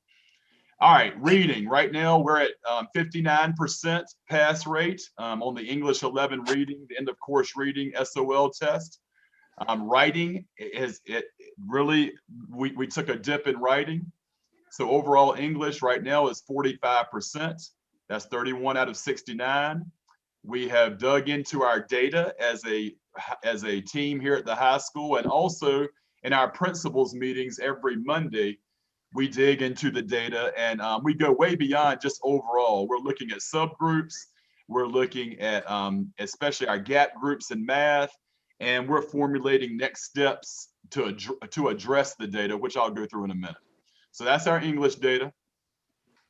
Let's look at math as of February 1st. If we can scroll down, please. All right, math. Algebra 1, 57%. Algebra 2, 52%. We only have one student take geometry, so overall math right now, we're at 53%. When we left last year on March 13th, our pass rate was 76%. So of course, we don't want to regress in any area. And we are really focusing our efforts right now on the retakes that will happen in April, and the students that are in second semester math classes that will test in May. And I'll do the next steps that we're gonna do after I go through the history and science data. All right, the next slide is science. as of February 1st. And I know I said it, but let me say it again. This is all SOL data. This is not benchmark data. These are actual SOL tests, end of course tests at the end of the semester. Earth science, we had a 67% pass rate. That's pretty good. Mr. Leslie's not pleased with it, but that's pretty good. We did take a dip in biology compared to what we're used to seeing. So of course we are meeting and planning on to address biology. Chemistry, we have plenty of chemistry students, but those students didn't need the chemistry SOL. And not just for science, for all subjects, you are no longer allowed to just test students to accumulate verified credits that you don't need to graduate. And you only have to have 5 verified credits for a standard or an advanced diploma. So all of those students that we used to kind of build a cushion with, that we knew were going to pass every SOL, and we gave them every SOL we could give them, you're no longer allowed to do that. So all those chemistry students that we would love to have to boost our scores up 25 out of 25, they weren't allowed to take the test because they've already got a verified credit in science from either earth science or biology. So anyway, right now our science overall is 56%, and that's a combination of earth science and biology. And then for history, that is an area of big concern, and I'll share with you what we're going to do about it in a minute. But same thing with history, U.S. history and World II. Those students weren't allowed to take the test because everybody last year got a verified credit either by passing the SOL or a local verified credit due to COVID in World History 1. And this year's first semester World History 1 students, we had a 35% pass rate, 14 out of 40. Okay, so now that we've gotten through all that data that we're not too proud of, we're proud of the effort, but we're not proud of the results. We have a formalized after-school tutorial program now. And when I say formalized, we have been using that 12 o'clock to 3 o'clock time frame for tutoring, for open, for students to come in and get help from teachers for what we were calling office hours to complete assignments in Canvas. But now we have actually scheduled set times with rosters of students to come to tutoring from maybe 12 to 1 for World History 1, and then 1 to 2 for Algebra 1. And we're dividing out the groups, we're assigning the groups, that's a better way of saying it, based on if they're in the class this semester or if they're on the retake list. If they're on the retake list, like for example, the 26 students that didn't pass World History 1, as long as they pass the class, they're on the retake list for April. We have their SDBQ data, which is their student data by question. We know which areas they're weak in and which areas they pass which areas they answer the question correctly. We can use that data to have targeted instruction to help those students be successful on the retake in April. Then we have another group of students who are in second semester classes that will use their benchmark data and their formative assessment data, their weekly data, their daily data to drive that tutorial. So we have rosters, we have a set time, we're making it part of the student's schedule, we're making it part of the teacher's schedule. And that's why I met with the team on Tuesday, because we're going to start this on Monday, February the 8th. Usually we start our race to the test in late March, early April. But this year we're starting on Monday, February 8th, because for us to meet our goals, to exceed our goals, we have to have success on the retakes. And we have to have success on the work keys for English, and we have to have success with the students that are in class this semester. So we're not going to wait. I presented my plan to the teachers on Tuesday. Usually I let them bring me a plan. This time, because time was of the essence, I created a plan to start the conversation. And then some of the departments have come back and given me a proposal to tweak my plan, which I'm perfectly fine with, where they're doing things a little bit differently as far as the times between 12 and 3, and as far as the groups they want to work with and how they're doing that. And I have approved their tweaks, The only ones that want to do it differently were history and science. English and math already liked what I had come up with. And when I say me and Dr. Harris Muhammad together had come up with something that we wanted to present to the team on Tuesday as a draft, because we weren't going to go back and forth and make a plan for a month. This thing needs to be in place on Monday, February the 8th. So, and also Dr. Sterling approved the plan before we went forward with it in the faculty meeting. So we've had 2 meetings this week on Tuesday and Wednesday. Wednesday was also a meeting where we shared with the team some things that we needed to share as far as alignment of the written, taught, and tested curriculum, you know, things that we needed to keep on improving with there.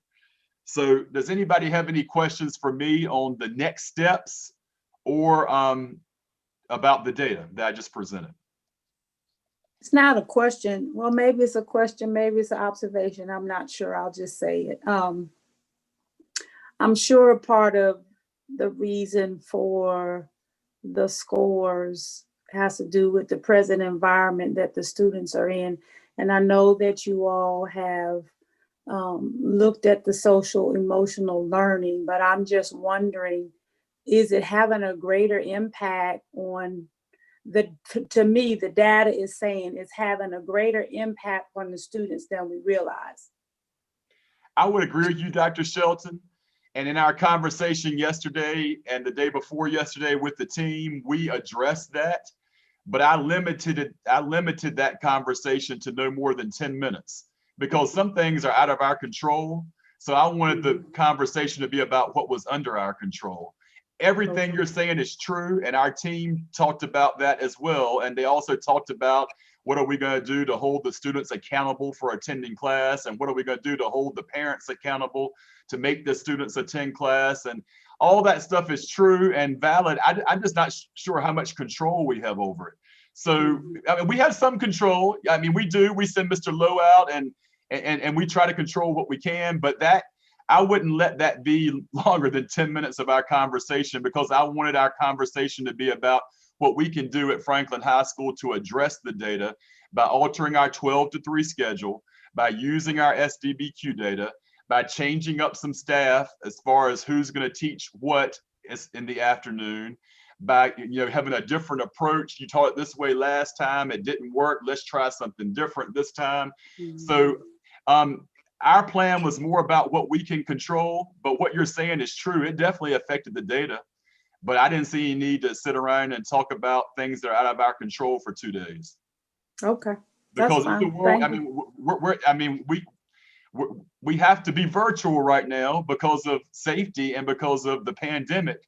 So we got to make the best of the virtual reality that we're in and not use it as an excuse, even though excuse is probably not the right word because it's a reality. But still, at the end of the day, we want to meet our goals, and we're not going to let we're going to do everything we can to try not to let that hold us back. Okay, that's fair. Any other questions, observations? It has taken me at least a week to be able to look at these numbers without having stress problems. I'm not used to looking at 35%, and I'm still looking at the screen right now. But anyway, it's not because of a lack of effort by anyone. Well, be encouraged, Mr. Phelps. It's going to get better. That's right. Yes.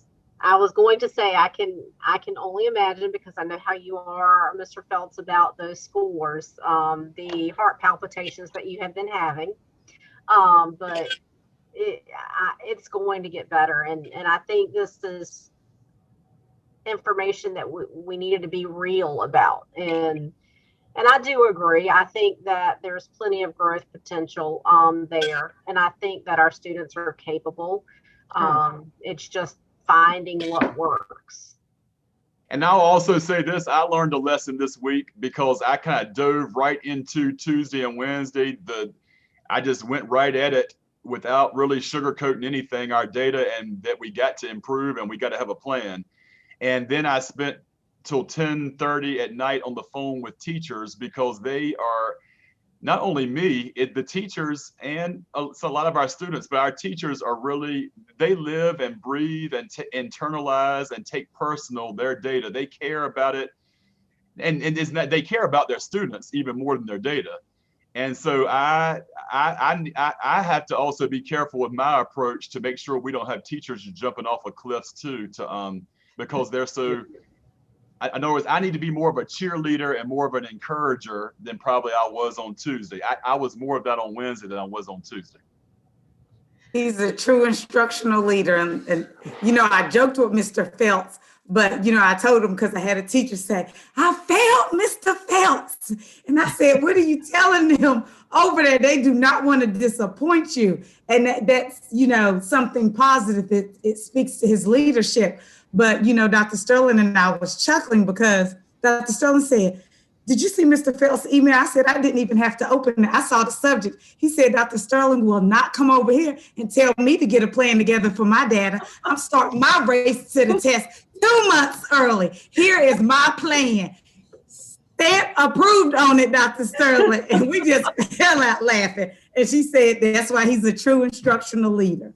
But anyway, we'll keep going. Thank you. And I want to just say this, and I think that's something that I'm glad that you're able to present to the board, and all the principals are able to present to the board, and you can have a sigh of relief because you have instructional leaders that know what the next steps look like. You have instructional leaders that can say, okay, this is the data, this is what we need to do, and this is how we're going to move forward. And I appreciate each and every one of them just keeping it focused on the children. And you're right, Mr. Phelps, you went over there only because it was shock. But once they came down, you gathered your team together, you have a plan, and that's what makes the difference with good principals and great principals. And you fall into that category as one of the greats. I want to interject one thing here. And I know we don't have many teachers that are on, but I just want to say right now that this is not for lack of effort on any teacher's part within the division or any teacher's part anywhere, because I sit through this day in and day out because I have a child that is a student within this division. So I see and hear what's going on within these classes, and these teachers are working. They are putting forth the effort. They are challenging these kids. They are engaging these kids. And this has been a huge learning experience for them as well. But I don't want anyone to discount that these teachers are giving it their all, because they are. And I don't want them to be discouraged because they see something like this and think that they're failing as teachers. This is COVID. We can blame it all on that. It is not the teacher's fault. It is COVID. So I don't want any teacher that is out there to think that we don't see that and that we think that they are failing. We are very cognizant of the reality of what we're in right now. So I don't want a teacher to be discouraged from the profession that they really are intended to be in. I have a couple of questions. How's the attendance rate? Is it affecting these scores at all? Yeah, are you asking me, Mr. McCreary, or you asking? Or whoever's best to answer it. Yeah. All right, then Dr. Sterling, you want to take that one, or you? No, I'll follow up behind you. Go ahead. Okay. At the high school, our attendance rate is that I just signed off on for the month of January was about 83%. Usually we're in the 90s. And when I say attendance rate, that's attending at least one block out of the day, because that's how our attendance report runs. But I will say, as far as monitoring and tracking and trying to improve attendance, we are sending the letters out. We are having the attendance meetings. We are, Ms. Massenberg and Dr. Jones, our guidance counselors, stay on the phone all day long. And what I'm trying to say is we're doing everything we can to keep our attendance as high as possible. Is it as good as it usually is in an in-person environment? No, it is not. But it's not like 50% or anything at the high school. No, but I would think it would affect the scores. Yes, it does affect the scores. And I gave you a long answer to say yes at the end. It does affect the scores. I think Ms. Burkhalter is chomping at the bits, Mr. McQuarrie, because we have a report coming to the board. It's just that we couldn't provide the report because the grades are coming out in a couple of days. So do you want to talk about that report, Ms. Burkhalter, that we'll be providing to the board once that data is compiled? About attendance? Oh, okay. So- Go ahead.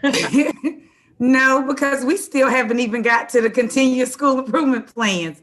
I'll wait till we prepare, but we have been having discussions with the each school's instructional team, and the principals, I had the principals to compile their academic data by tiering their tier 2, tier 3 students and their after school program, which is 21st century right now. And Dr. Carter is working on the attendance piece so that we can take a look at the correlation between attendance and academics. And then that report will be provided to you all. And that's the short story of it. That was a slight little dig at me because I was supposed to go to Dr. Carter with that, but I go. No, ma'am. No, ma'am. I'm not going to let you do it, Dr. So I Sterling. do apologize, but yes, Mr. McQuarrie, I should have went to Dr. Carter, but we are first looking at all of the grades. How many students got A's, B's, C, D's, and F's? And then we're correlating that to what their benchmark scores are. And then we're correlating that to what their SOL scores are. And then we'll have a report for the board so we can look at, did the attendance affect the outcome of the grades? And most likely I'm certainly that it's going to be. I mean, just from a common sense glance at it, I would think it would, but you know. But we have those kids that you just never know. So we want to show you the outliners, and I just want you to know that data is forthcoming. Sure. Okay. The other question I had, because I'm not familiar with the SOL, are they pretty consistent, the actual test? I mean, as far as determining what the students have learned from year to year? Oh, absolutely. Absolutely. Okay. And it's set with committees from the state, and it comes down every year. We know when the tests are changing because the framework changes. The curriculum framework at the state changes. So absolutely.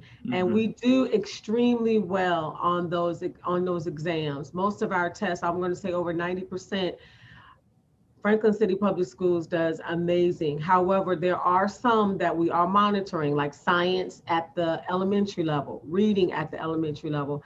And then we drill down to subgroups, because if our let's just say we got a 70%, however, our African-American population only achieved 30%. Well, that's why you're about to hear a school improvement plan on how we're making certain that we close those achievement gaps and everybody excels together. Okay, thank you. Ms. Burkhalter? Great questions, Mr. McCleary. And now we're going to close out the night with the meat of our updates, and it's our continuous school improvement plans. So this consists of the goals that the schools set based on their school quality profile card from the BDOE, and then they've listed their action steps within the plan, which we shared with you in October. So tonight we wanted to give you an update on where we are with our essential actions and the evidence collected. So we'll start with Mrs. Thornton. Okay, good evening again. First, I'll start with our overarching goals. And again, we're looking for our K2. We're looking at the learning to read. So our overarching goal by June 14, 2021, 167 out of 209 kindergarten, first and second grade students will meet the spring PALS, benchmark to achieve an 80% pass rate.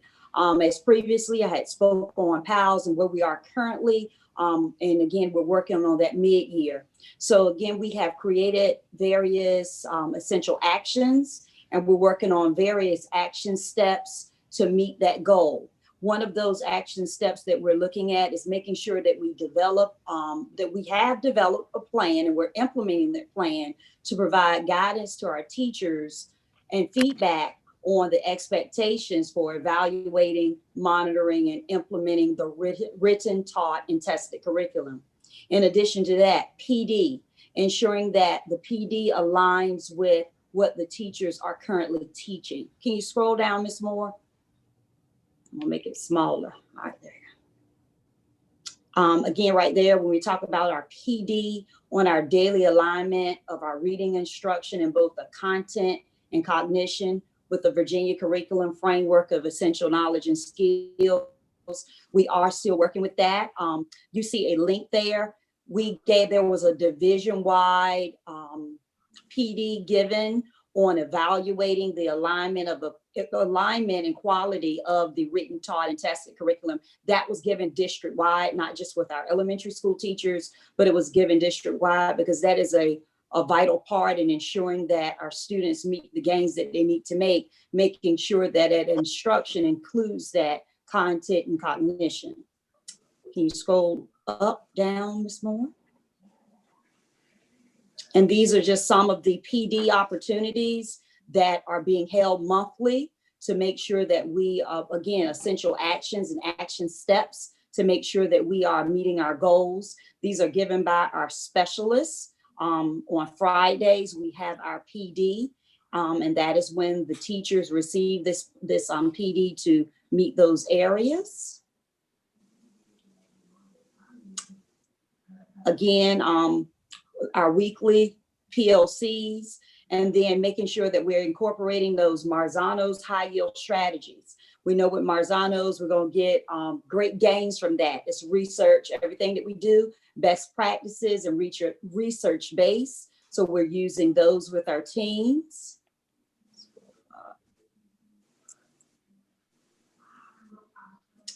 Again, looking at our modules, because we are 100% virtual and away from the paper and pencil lesson plan, our teachers are creating modules each week. And this is something new for our teachers, creating those modules and ensuring that those modules include the behaviors that we want our students to achieve to show that they have clearly met the objective of the lesson.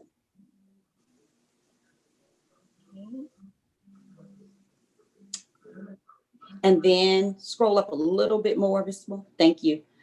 Creating and implementing, again, another essential action, classroom observation procedures to ensure that teachers are communicating the learning objectives and the students are exhibiting, showing the learning, the teaching and learning process. So when we go in, we're doing, scroll up a little bit more, Ms. Moore. Again, doing our walkthrough observations virtually and providing feedback to our teachers. And those same essential actions also go for our second goal. And our second goal is geared toward our our 3 through 5 students. And that, when we look at our 3rd through 5th grade group, we look at reading to learn. K2, learning to read, as that's the foundation, and 3-5, reading to learn. And our overarching goal for that group by June 14th, 2021, 187 out of 250 3rd, 4th, and 5th grade students will score 400 or better on the reading SOL to achieve a 75% pass rate. Again, those same goals that we're using for our K2, we're using it for our 3-5, those same, essential actions and action steps that we have used for our K2. We're utilizing those for our 3-5, having those weekly PLCs, looking at that data, reviewing our benchmark data to see what and all of these are in our action steps, to see what we can do differently to get greater gains for our students and to support our teachers. Scroll up, Ms. Moore. Again, with our monthly PD and our weekly PD, we're having those to ensure that we are doing everything that we can to help the students reach the highest gains.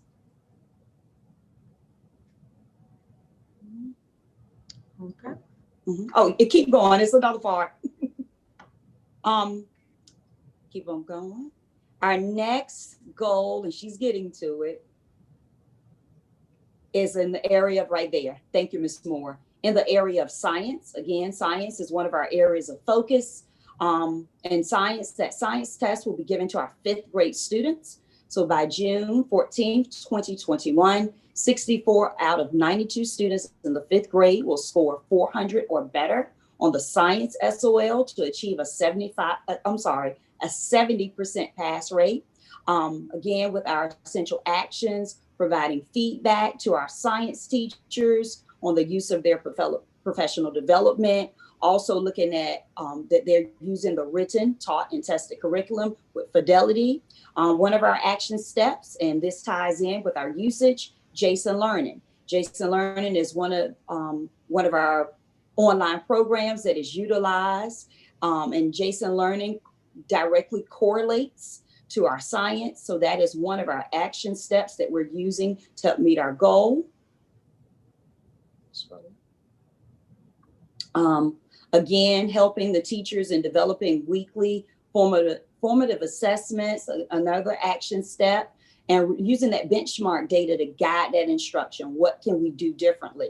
And of course, Marzano is not just for reading. Marzano strategies are for all content areas. And using those strategies, again, research-based best practices that we will get the most gains of all students.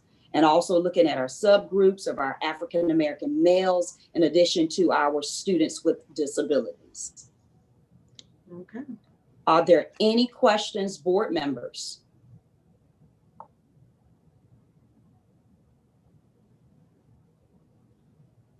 Okay, we thank you again. I think we're good. All right, well, thank you. Thank you, Ms. Thornton. Thank you for sticking it out with us tonight. I know it's been a long meeting. It's okay. It is okay. And so now, yes, ma'am.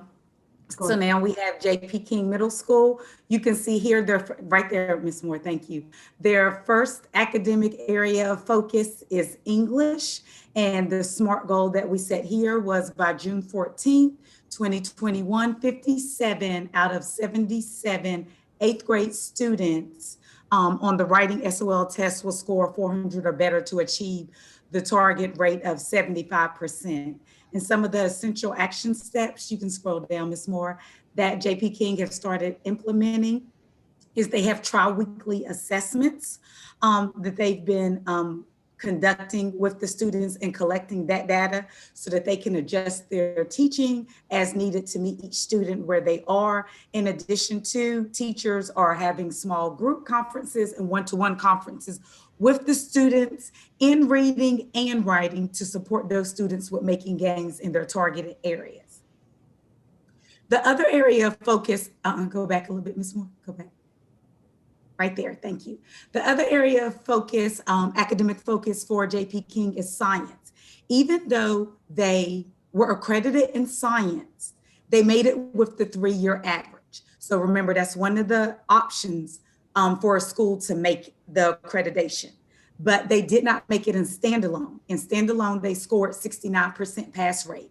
So they missed it by 1 point because they need to get to 70, which we're confident that they can get that 1% there. So the goal that was set was by June 14th, 7th and 8th grade students who participate virtually will obtain 72% or better on conducting scientific investigations using appropriate virtual labs and hands-on science activities through technology to gather, organize, analyze, and interpret data in order for teachers to target Tier 2 and Tier 3 students with the exceptional education students to ensure that instructional goals are met. So you see this goal right here was a little bit more targeted because they missed that 1 point because of that gap group of the exceptional special education students and the Tier 3 and Tier 2 students. And we know by focusing on them, we will not only get that 1 point, but getting that 1 point to exceed the target of 70%.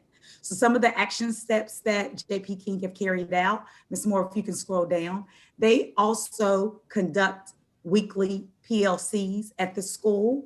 They participated in school-wide district professional development for the alignment of the written, taught, and tested curriculum as well, where it was chunked out with an emphasis on the content and cognition of the items within the written, taught, and tested curriculum per the standard verbiage. Ms. Moore, if you can continue down. Okay, that's it. Some of the other things that they've been doing at JPK, we just recently held a data meeting with Mr. Parker and his instructional team, where they had disaggregated their data by tearing the students out and looking at where those students are in relation to the attendance. As you had asked about, Mr. McCleary, which ones are attending 21st century, and then having conversations around what is happening with the instruction. Where do the teachers need more support to go back and reteach within there? Some of the other things that they've added that are not within their CSIP, they also, as part of their parent engagement plan for second semester, will be having a parent night or two where they are showing the parents how to do science experiments at home around targeted SOLs that need improvement, and they'll be sending those material homes. So they're continually looking at ways to address the deficit areas within science and with their gap group of special education that's not within this plan. And that's why we call it a continuous school improvement plan, because we're constantly adding to essential action steps to meet the students' needs. Are there any questions? Thank you. Okay, for Franklin High School, our area of focus is math. And so our two SMART goals, our two overarching goals are to get 80%, have an 80% pass rate in overall math, and not just overall math, but each subject within the overall math. So we're looking for 80% for geometry, algebra 1, and algebra 2. There's two different ways that you can get level 1 green. You can get the 70%. Our goal is 80%, but you can get 70%, or you can reduce the failure rate by 10%. So that's another way for us to achieve that goal. And then the other goal, our other overarching goal, has to do with our subgroups. So the second one is each subgroup, which is Black, economically disadvantaged, Hispanic, students with disabilities, and white, will achieve level 1 status by either achieving an 80% adjusted pass rate or by reducing the failure rate by 10% for the 2020-21 school year.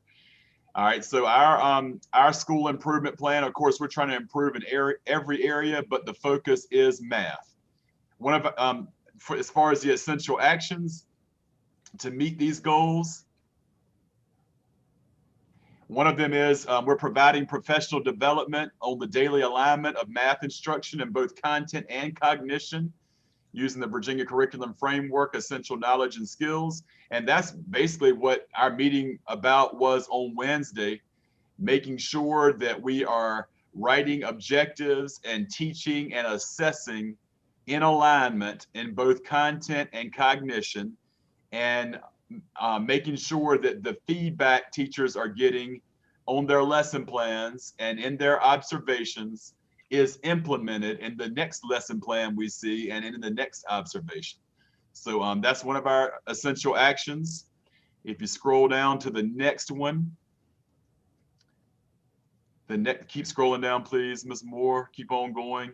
Our next essential action is to develop and implement mathematics lesson plans that are aligned in both content and cognition. So our essential actions sound very similar, but really what we're trying to do is make sure we're aligning the written, taught, and assessed curriculum, because there's no need for us to have an aligned objective, but our instruction is not aligned or our assessment is not aligned. So at Franklin High School, our focus is all about alignment, and especially with math, and especially with our subgroups in math who struggled in the 2018-19 school year, which is why we were level 3 for those 3 subgroups that I called out at the beginning: Black, economically disadvantaged, and students with disabilities. So that's kind of like an overview of our whole continuous school improvement plan. Are there any questions for me? Thank you all. That concludes the instructional report. I think you all are all caught up now. Thank you, Ms. Burkhalter, for that thorough and enlightening report. Very thorough.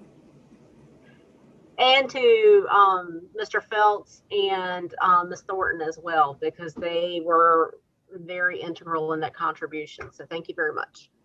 And remember, I'm a stand-in for Mr. Parker, so. And Dr. Sterling. For Mr. Parker. Thank you. Go ahead. Next, we have the exceptional education analyzing by Ms. Noletta Edmonds. And this is a different report for the board, but I think it's one that you will like, and I think it's one that you will appreciate what we're paying attention to. So Ms. Edmonds? Good evening to everyone. It's good to see you all. Tonight, I'm going to present to you the Exceptional Education Students Academic Plan. And the conception of this plan was based on wanting our children to have more rigor, more exposure to higher level classes and higher level learning, to give them an opportunity to move away from a standard diploma onto an advanced diploma. And I've started doing transcript reviews at all 3 schools. And we started at the elementary school to look at them to start preparing in case some of our children through data show that they may be able to advance to another grade or the next grade level in maybe reading or math in preparation for advanced classes as they move higher. So as you see our, this description here, the exceptional education students will be afforded the opportunity to have access to the academic curriculum that will prepare them for post-secondary education and employment. Transcript audits for all exceptional education students have been held to identify students who could successfully attain an advanced diploma.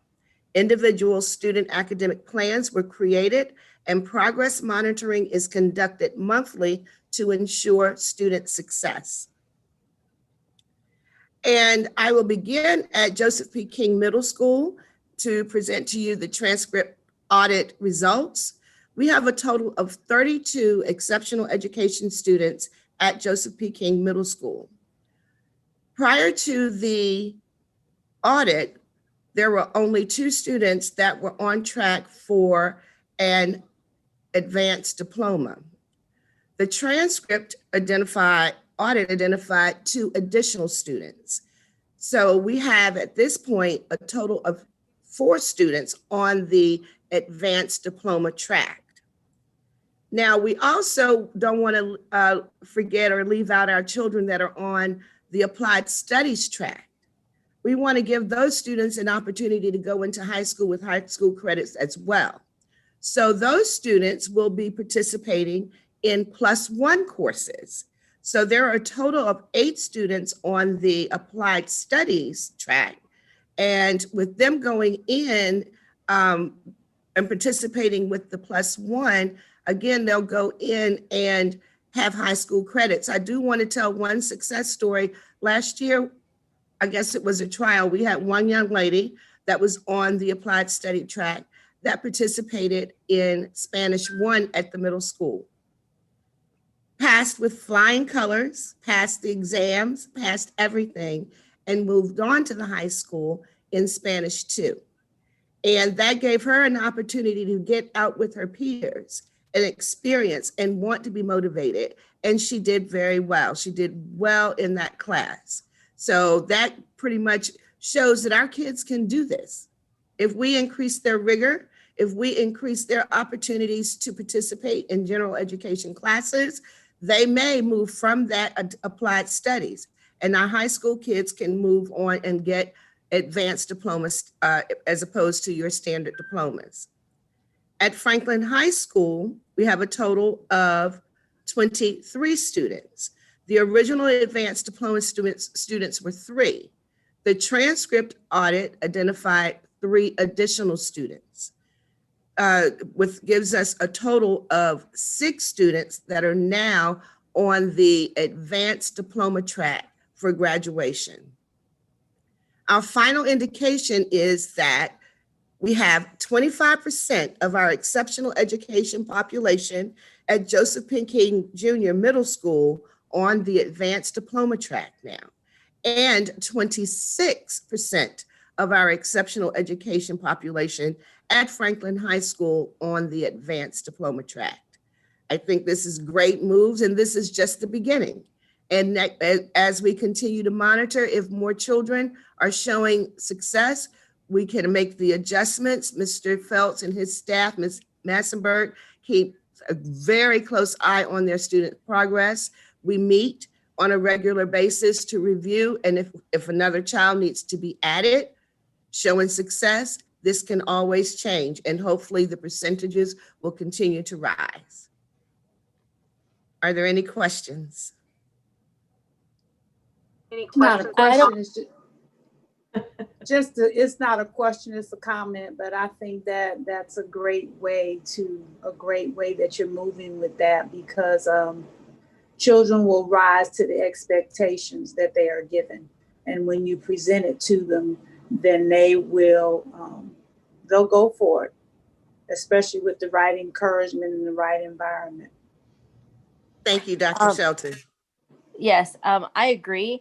I had a parent actually of one of the exceptional education students kind of grab me and say, "You're not going to believe this, but they have my child testing for, and then talked about the process, that you all are going through." And like, do you know, in all these years, nobody has ever thought to give them a chance, And it was just like, finally, like, they were kind of shocked by it, but pleased. And, the kid was doing well. And it's good to see that the exceptional education students aren't getting pigeonholed into just one thing, but are being recognized for their abilities. So thank you for that. Thank you, and you're welcome. It's quite ironic that you bring forth data like this, because I just had a conversation this week with a family member, not in our district, not even in our state, that was questioning her third and youngest child has now been put on an IEP. All three of her children are on IEPs, and they are identified as exceptional students. And she was kind of taken aback and almost like, well, it automatically means there's failure amongst my children. And I had to explain to her, all this means is that your child needs some additional support. It doesn't mean they're not smart. It doesn't mean that they're not capable. They just need a little bit of extra something in an area. It doesn't mean overall. It could just mean in an area. So learn and understand that process. But it's amazing the stigma that's associated with that, and how it's immediately identifiable by some ideology that these kids can't do anything just because they need support in maybe one small area. So I'm glad to see that we are taking this step. Thank you. That concludes my report for this evening. Thank you all. Thank you. Well done. Thank you. And we're almost to the end, board members. Our work sessions are pretty long, but our board meetings go really fast. So next we'll have a presentation from Gifted Education from the director, Ms. Ricks.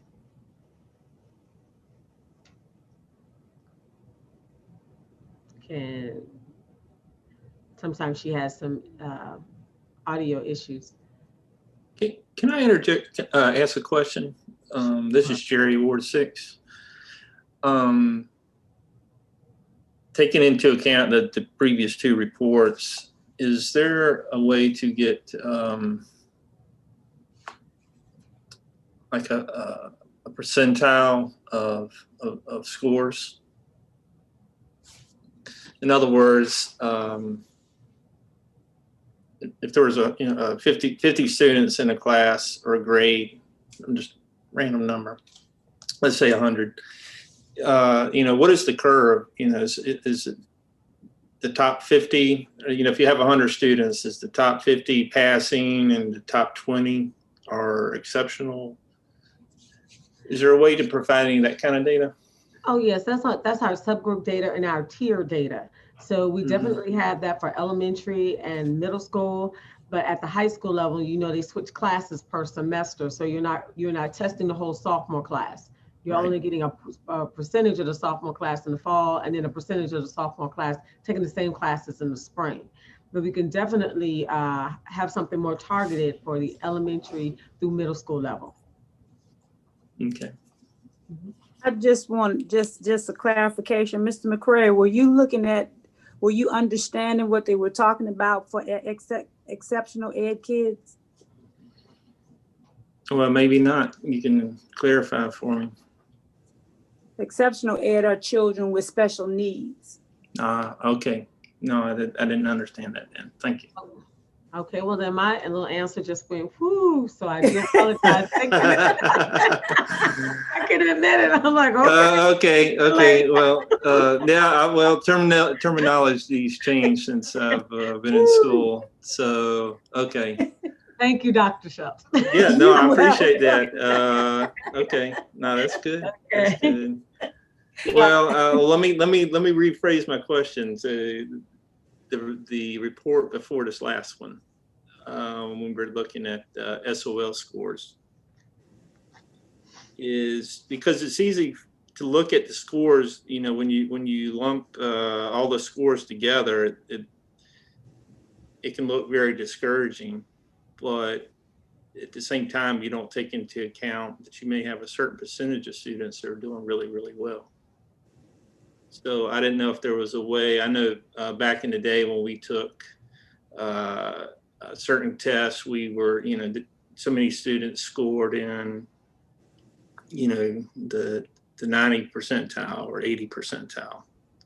So you kind of had a curve of if you had a majority of your students doing really well, but you might have had a significant number of students who were doing poorly, would it help to identify some things like that? Okay. Ms. Burkhalter, you want to speak to that? Because I don't want to be too in detail, but I think it's the same thing that I just got finished saying, that mostly at the elementary middle level, we can definitely drill down. We don't really do that until we get like our benchmark data, but you have SOL data, but we do that with our benchmark data to support the reteaching. We tier our students, tier 1, tier 2, tier 3, and that's what you're talking about, like the curve. Our tier 1s are the ones that master the content. The tier 2 are right there on the bubble, and the tier 3 really needs to spiral in that reteaching and additional support. So yeah, give us a minute. Let me talk to my cabinet and see we can get some more targeted data. Okay. I was thinking it might help us have a better understanding. Sure, not a problem. Not a problem. Thank you. And to reiterate, the SOL data as well, Mr. McCurry, one of the great things about that is it from the state level is it is broken down into subgroups. It's broken down not just by race, but by gender. It's a lot of demographics that it breaks that down by, so that all of that can really be drilled down and analyzed so that we as a school division can adapt our instruction to meet those deficit areas when we're looking towards the next year. Yes, and Mr. McCleary, I'd be more than happy. Last year, Dr. Sterling actually had us to do like a mini tutorial with the board, walking them through the school quality profile, how they break out all the gap group data. So if you want Ms. Moore to schedule an appointment with me and you, I can do that via Zoom and walk you through. I think you're kind of referencing like back in the day where we used to have like the Iowa basic skills test, and they would rank us by the percentile. And the state kind of got away from that when they got away from that No Child Left Behind, because districts and schools like a Franklin, like a SP Morton, where you have to take in so many factors, like every child isn't a great tester, or every student isn't going to hit the mark, but every child makes gains. And so they tried to get away from that and get to looking at each child as an individual and not hitting the mark, but making progress. And that's why we have the level 1s, the level 2s, the level 3s. They have a little bit more grace. So you're just not accredited, or you're accredited or not accredited. Now you're accredited, or you can be accredited with warning, or you can be accredited with condition. Like they're going to take you through the traffic light, whereas before you're either green or red. Now, okay, we'll let you progress a little bit. So they got away from that because our kids already have to deal with that when they get to higher ed learning. So we're going to give them more time and prepare them to get to that. Does that make sense? Yes, it does. It does. And I think we're kind of talking about the same things. I don't know how to verbalize what I'm thinking conceptually, but yeah, if we could meet one-on-one, that would be, I'd appreciate that. Yeah, I strongly encourage that. And Ms. Smith, you might want to hop in on that as well. I know you have kids in the division, but it really is very useful as we have these conversations, not just about scores, but when we're looking at academic progress as well. So I would encourage both of you to do that. It really is beneficial. All right, thank you so much. Is Ms. Ricks on the line with us at this time? Yes, yes. Oh, there you are. Sometimes I'm you back. have audio issues in and out. I'm glad you're with us. Yes, yes. Good evening, everyone. I'm gonna go ahead and get started. I'm definitely gonna be talking tonight about our spring and summer programs for our gifted, talented, and high achieving students. Again, we have a host of programs that are available for students in the spring and also in the summer. COVID-19 has limited some of those opportunities, whether they're going to be virtual or in person. So some of those decisions are still pending. However, we have begun the process of getting applications out for a host of programs. So I'm going to be sharing that out with you all tonight. And also pretty much our spring screening for our gifted population. So we are all ready to go with that. So in red, you will see the specific numbers, but I'm just going to go over each program that is being offered starting with the elementary school. Again, we have the Tidewater. Ms. Ricks? Yes. Not each program. Some of the programs at each school level. Right. Okay. Okay. I'm looking at. I'm excited. Okay. And I need to keep my book with me. So yes. So our website for them to review. Okay. Right. So you will have the specifics about most of the programs. Thank you.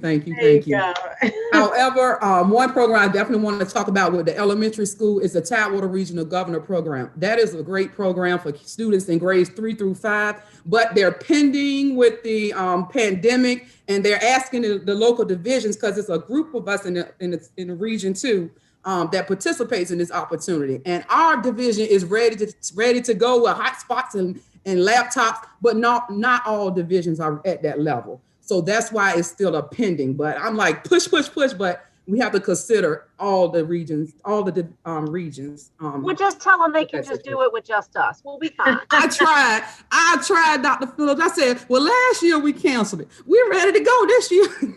But so it's still pending. We can keep going, go to the next one.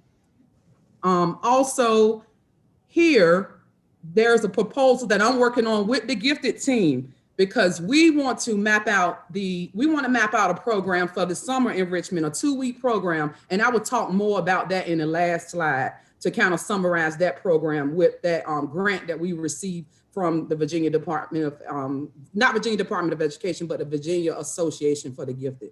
You can go to the next slide.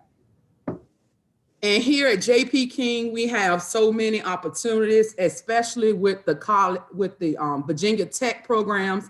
We already have mapped out the applications for each grade level. The gifted teachers and school counselors have sent it out electronically, had conversations with parents. So we're moving forward with that. Also with the governor schools, you can go to the next slide, Ms. The governor school, the Appomattox Regional Governor School applications was extended for our division. We had so many gifted kids in advanced classes in the 8th grade. And high achieving, they're like Ms. Phillips was saying earlier, the kids in advanced programs, and they're getting used to completing their classes virtually, getting their work assignments. So we have had, students that we had to redirect and give that direct support with their application. So ARCS and I have been working closely together to extend that, because we will have 3 slots next year, and we have 6 applications that are being submitted. And the parents were very thankful for the school counselors and also the gifted teacher that working in Zoom sessions, helping those kids get those letters in, and also get that whole application process complete. So I have to give, credit to where credit is due. They have been doing a great job doing that as well. Also go down to the next slide, Ms. Again, and also I'm excited about the Virginia STEM Camp. Camp Community College came to our advanced academic week. They don't know if it's going to be virtual or in person, but we have 50 slots for 50 girls to participate. And any girl can participate in this program from 6th through 8th grade, regardless of their background. So this is a great STEM opportunity, a 3-week opportunity. So I'm very excited about that program. We can keep going, Ms. Moore. And at the high school, Franklin High School, again, we have a host of programs for specific grade levels. We've sent that information out. We still have applications coming in. Today, we even had more applications coming in. So they are keeping me updated, the school counselors and the gifted teachers, with the additional applications that are coming in. Keep going with that. You can keep going. All right, keep going.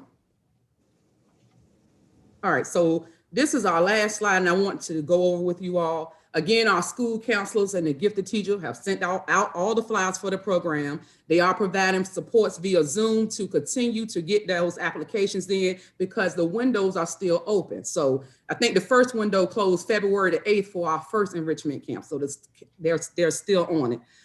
There are opportunities through Virginia Tech. I've been working with Dr. Kim Lester, who is great. They're having a big event coming up February the 20th, where they're going to be telling people across Virginia about these programs. But Dr. Kim Lester has been working with me, and she's ready to do a parent group meeting here with us. She just finalized the date with me tonight, and she wants to do a meeting with our parents to tell them about the programs, and also to tell them about the financial opportunities and scholarships that are available for these programs. So we have many kids that's signing up, and she's going to be in that parent group, and I'm going to be there with her, and also the school counselors, and we're going to have it at a good 6 o'clock, where we know most of the parents can come and be able to participate. So we just talked about that tonight and finalized that with her. And also this is my last thing for tonight, during the 1920 school year, the Virginia Association of the Gifted approved our physics building roller coasters project. And it was 5 divisions selected in the state.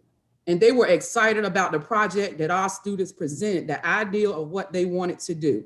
So we are working as a team to submit a week, because we want to catch up. I want to get our elementary students in some type of program this summer. So we definitely looking at presenting a plan to Dr. Sturden that incorporates the team building research with building a roller coaster, because we already have all the project and the kits ready to go. We want to do a coding and amusement park and add that idea. And we also wanted to include the field-based experience, the physics day at Busch Gardens. So we're working on putting all that together, and hopefully through COVID, we can work out those kinks. So that's pretty much an overview, a quick overview of what we're doing with those programs. Amazing. Any questions? That's great. No questions, just comments. Very enthusiastic, Ms. Ricks, because I know you're passionate about this, and the gifted education is a real hot button for me. And I want to say all of those programs that you really hit on, like the Verizon STEM Camp for Girls, the Verizon Innovative Learning, that is a phenomenal program. And I don't think that those of us that have been around for a while know about that, but those that don't, Paul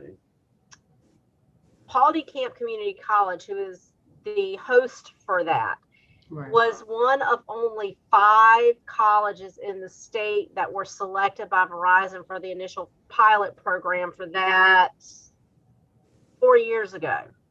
And it is an absolutely amazing program. Just girls, just middle school girls, 3 weeks, totally immersive. They get to not only, hopefully COVID won't limit it, but they not only get to hands-on with all different types of electronics, they actually went the last time when my daughter was in, they actually went to Langley, NASA Langley, and they got to talk to the astronauts on the International Space Station. They get to meet with some amazing people, and it's a great springboard, especially for girls that want to get into STEM, because girls are not really pushed or haven't traditionally been pushed into the STEM direction. One program that wasn't mentioned, and I know you tried not to mention every single one of them, but one that the applications are just starting to open up for is through Virginia Tech is the Pathways for Future Engineers program, which I can speak from experience is a phenomenal program. The only piece of that, there's a scholarship associated with that Franklin is not part of that, unfortunately. So if we could look and see what we need to do to get on the radar for that, because that would be totally beneficial to the kids that do go through that program. But these are all, there is not one of those programs that I can say is, they are all phenomenal and great opportunities for our kids. And most of them at no cost to our kids. That's right. That's right. That's my soapbox. Thank you for that. Next, we'll have National School Choice Week.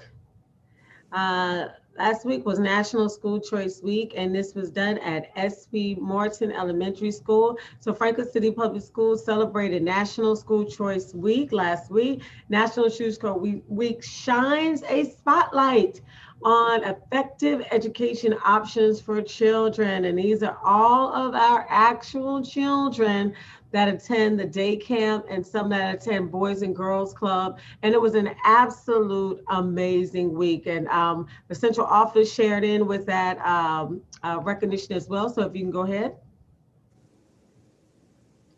Social distancing, plexiglass, as you can see, we're doing everything we can to make certain our children stay safe and enjoy the week. They all got yellow scarves that says School Choice Week, and board members, you have some too. So we want to make certain that we get a picture of each of you virtually with Karen having your scarves on at our next meeting. Okay. All right, wonderful, wonderful pictures of our students again doing online learning. And who are these people? Our central office staff members participating in School Choice Week. We're very excited about that, of course, Ms. Breckalsher over there. But we cannot close this out without thanking Ms. Davis, who is the Executive Secretary over at SP Morton, who is absolutely phenomenal. She spearheaded this entire project with all of the scarves, the activities for the children, reaching out to our community. She was pulling me. Unfortunately, I had a meeting, but I came in on the end part. But I just want to tell her, thank you, thank you, thank you. And it's just a testament to our staff who goes above and beyond outside of their role, and they make the magic happen for our students. So that was our School Choice Week. And Ms. Davis, very, very, very, very, very happy that you're with us, and thank you.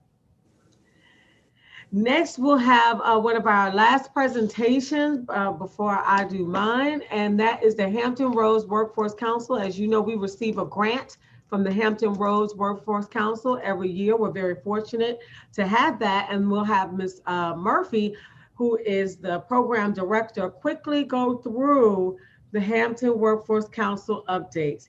Ms. Murphy? Are you with us? She might have. Ms. Murphy? I think she is muted. If she could unmute. Are you muted?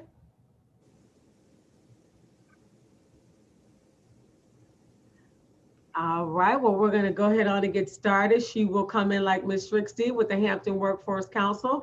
The purpose, of course, is to assist FCPS in the removal of educational barriers for historically underrepresented populations to receive academic and career and technical post-secondary credentials and workforce experience. We are very proud of this grant.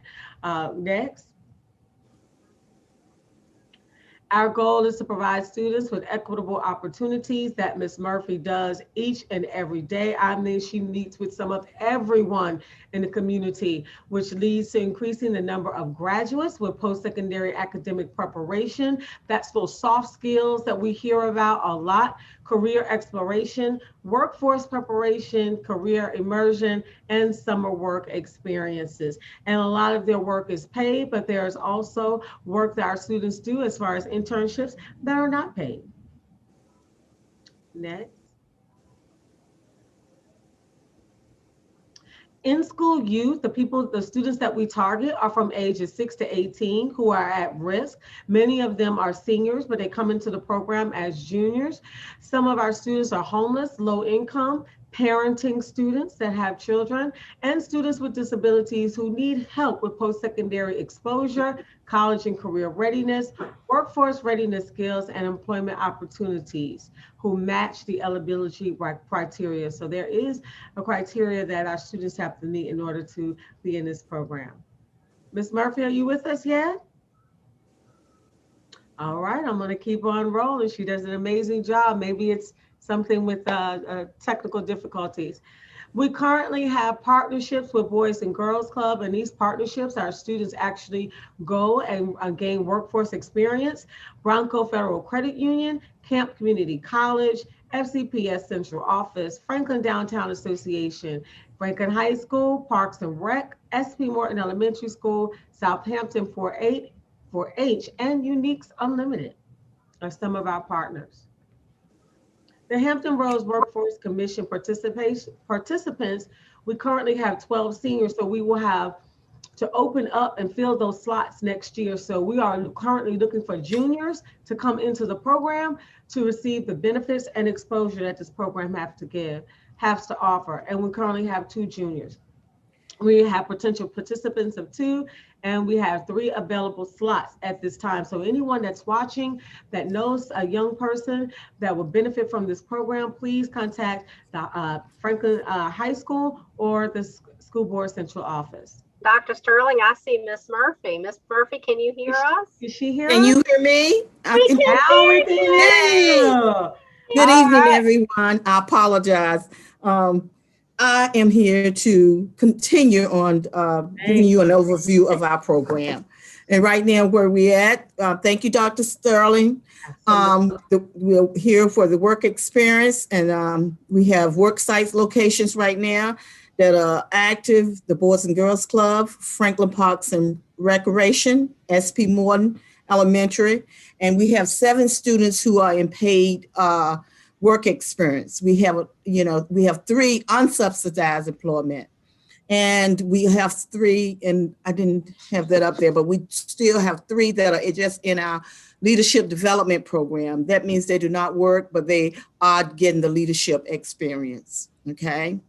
And the next is our leadership experience is academic preparedness, career explorations, character building, college tours, financial literacy, job fairs, mentorship, positive social civic behavior.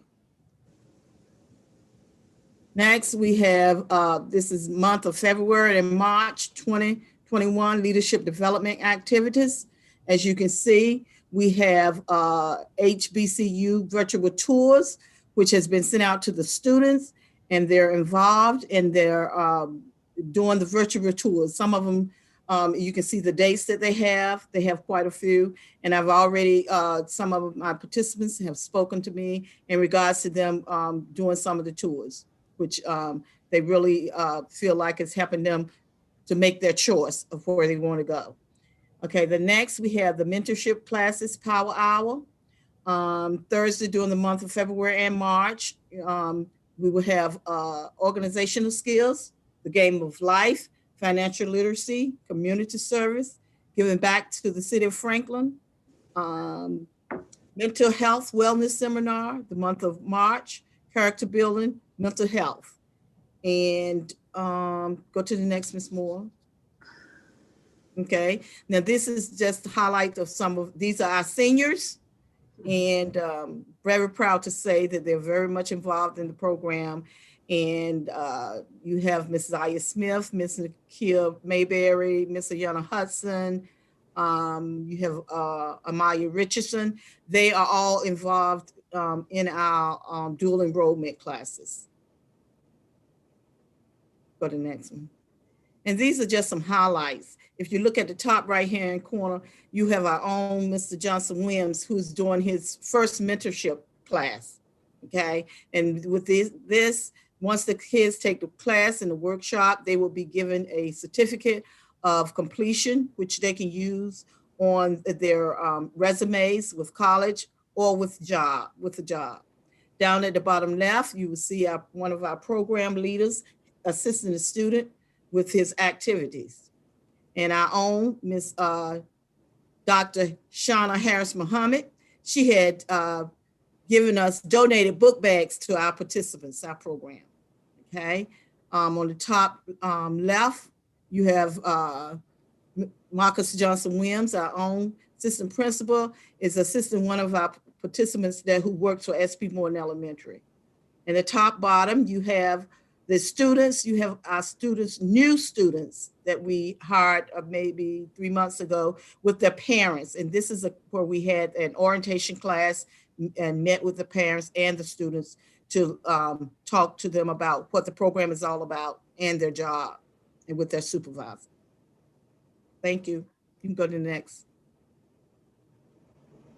Okay, next, there you on the top left, you have another student. He's assisting with getting the lunches ready for out the box for the students. Top left, bottom left, there's Dr. Harris Muhammad with one of our students. I think he was a board liaison 1 month.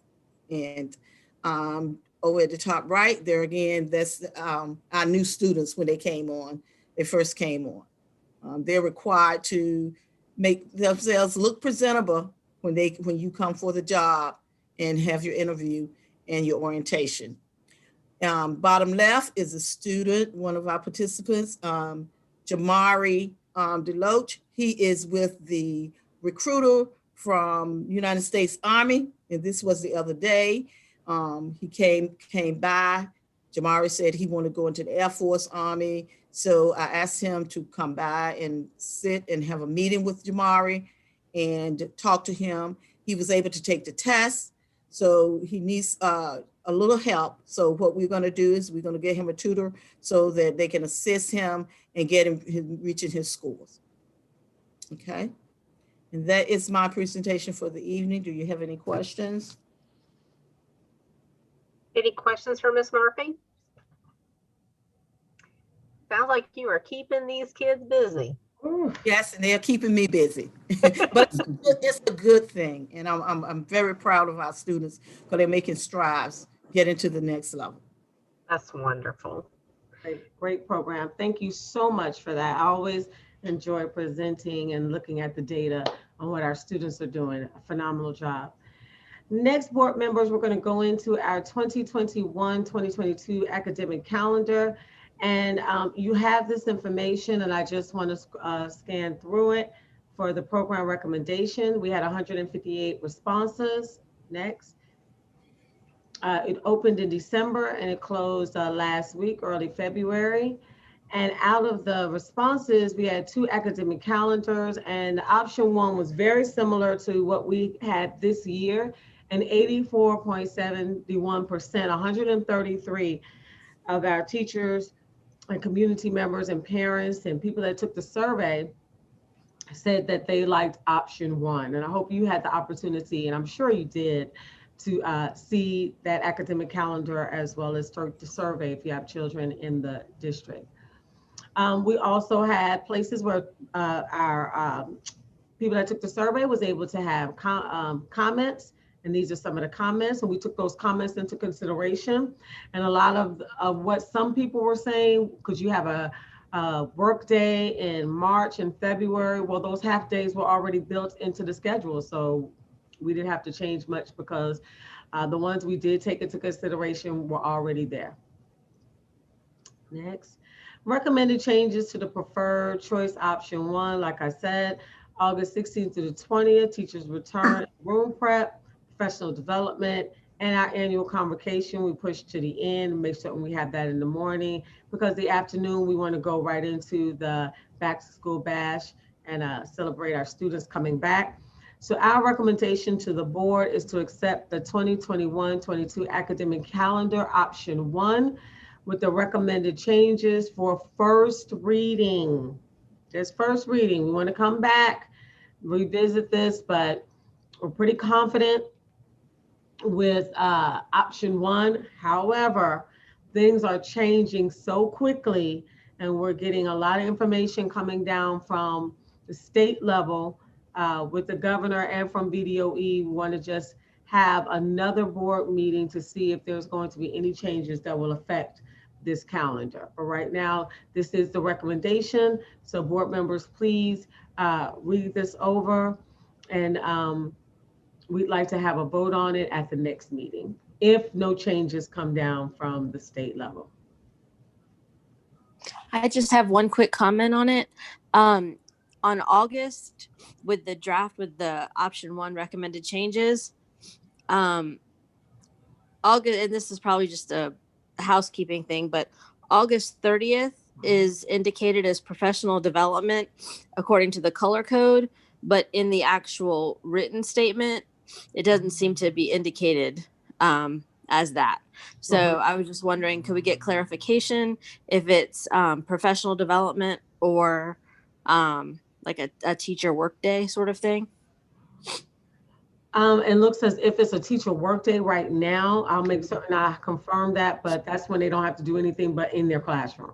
No type of feedback. Okay, because I see that the 31st is indicated in writing and by color, but that August 30th is just It's not, it's not here listed. Okay, thank you. It is housekeeping. Thank you. Any other questions or comments in regards to the proposed calendar? Now, keep in mind, this is just first reading, so this is not up for vote tonight. Correct. All right. Well, thank you so much for that. And we'll move on because I know it is getting late, but there was a lot of really good information.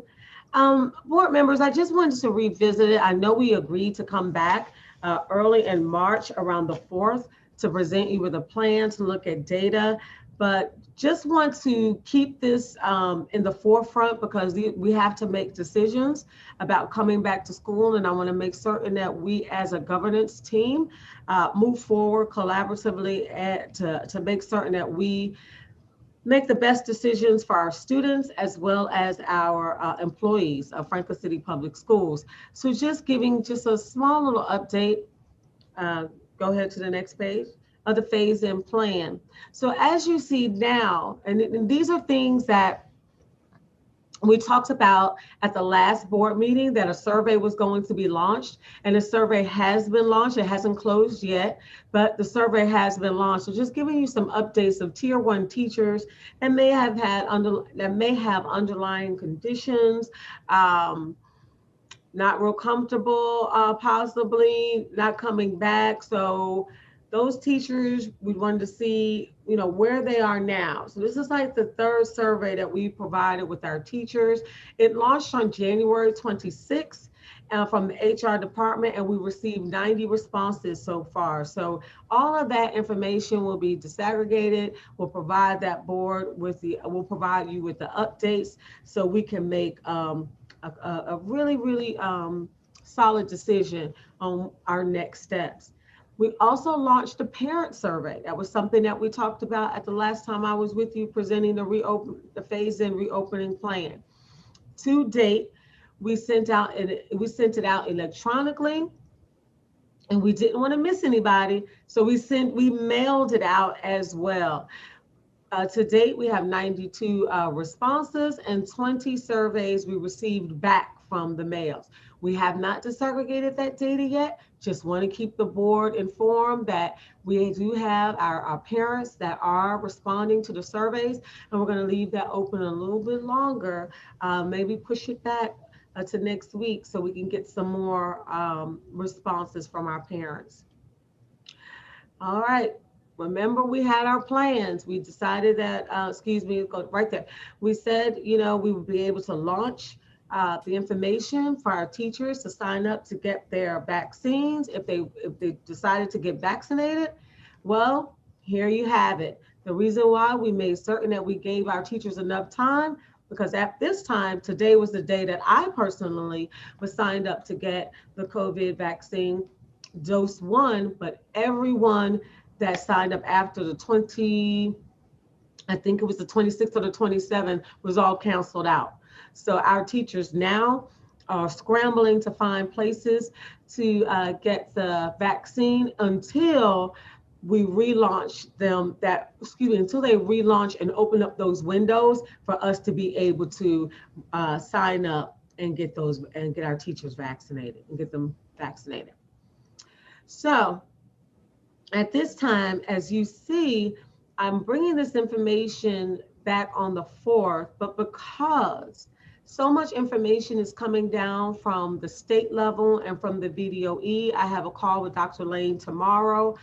I think it's going to be important to move up this entire presentation when it comes to the 4th, when it says the phase and plan review. I'm going to have all that data broken down for you before the 4th. So I'll be bringing that data to you at our next board meeting, breaking down the survey data, the parent surveys, and the COVID data for our area, and what our next steps will be is something that we'll have to discuss that evening. Or we need to discuss that evening. So are there any questions at this point? I just wanted to let the board know, and I'm going to go to the, thank you, Ms. Moore, that we need to push up this timeline to have some discussion about phasing back in our students. So just a quick glance, you have this information. It will be posted to our HR website. This was the Tier 1 survey, and this was the parent survey. Again, current results, and we do need to look at that closely for the hybrid model. 52%, 49 responses said that, okay, 49 of our families said that, yes, I feel comfortable having, my kid come back in, my student come back in on a hybrid model. However, you have 43, almost a 50-50 almost, stated that they wanted to continue with online virtual learning. So as you can see, we're really, really going to start sending out these reverse 911s because we like a little bit wider sample pool for this right here. But I just wanted to update the board as to where we are with hybrid and in-person learning. Excuse me, Dr. Sterling, is this, there's been a previous survey from parents, is that correct? Yes. How do these results compare to previous ones? Well, okay, well, I don't have those right now, but as I recall, more or less, I'm just wondering if there's movement. It was in the beginning stages of, we shut down in March, and we gave that survey around end of July, August. So you had a high percentage of families saying they were not sending their kids back. Okay, I'm just curious. So I think it's kind of turning a little bit more because we had 49 of our families, and I can't really tell you if that's students or families because I really need to break it down for you to give you a bigger picture on how many of our kids can potentially start to come back. But it does appear that they're being more confident in sending their kids back to school. Yes, the data is trending in that direction.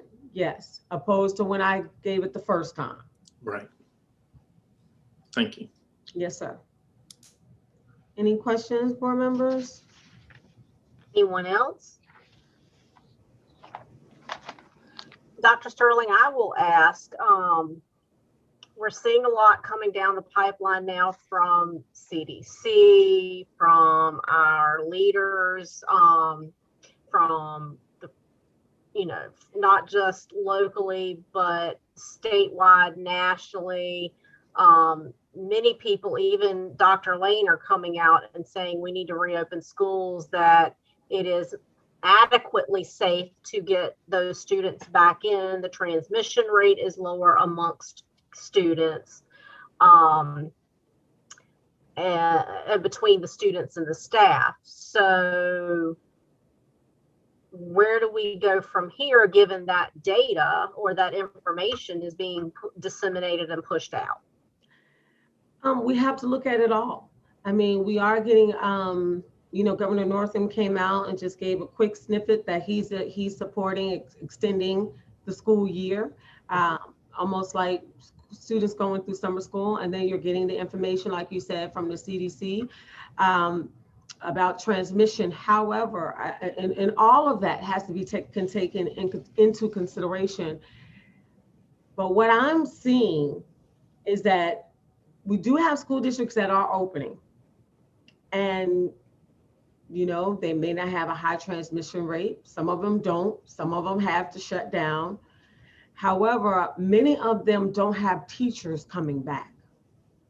There is a huge teacher shortage. A lot of substitutes are coming into the classroom.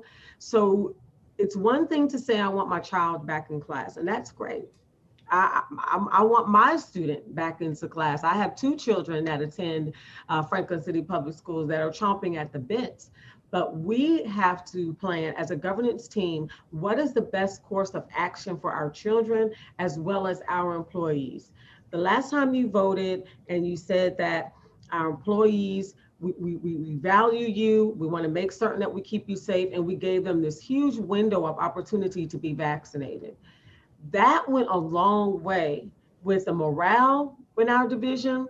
I've gotten a number of emails. Thank you for the support. Our teachers want to come back, but they want to come back feeling as if they're protected. Now, the CDC, and I'm going to cut this short because I can get on my own soapbox. Everybody is saying it's safe, it's safe, it's safe. But we have to restore confidence in our teachers that, yes, it is safe. And right now, we have to look at the data. That's why I'm waiting for all of these survey results to come back, because those that don't feel like it's safe, we really need to respect that. And those that feel, yes, I'm comfortable to come in, and our students that maybe feel comfortable to come in, we need to look at how do we support that as well. So it's just kind of up in the air. When I get the data, we just have to have a robust conversation and really make a decision on which direction we're going to go in. What I would like to recommend is that we have this conversation, but possibly alter the timeline. When I bring this back, we may have to bring kids back a little sooner than after April 12th, because they were going to come back. We wanted them to come back anyway, depending on the data. But we do have the opportunity to look at bringing them back a little earlier, depending on, certain students that feel comfortable, depending on what the surveys say. I know that was a lot, but I think about it all the time. Well, I think some of what's going on right now within Richmond is going to have an impact on some of that as well, because we've got a push from the governor for possibly extending the school year into the summer, which will have an impact back on what we were just talking about as far as gifted programs for the summer. There's a bill that passed the Senate today, so now that has to go to the House on looking at requiring school divisions to offer virtual in addition to in-person instruction. Which will change the face of the classroom for a teacher that's in class with students and having to run that class virtually simultaneously. What does that look like? So it's a lot coming down the pipeline as well that may actually impact decisions. So yeah, this is going to be fun.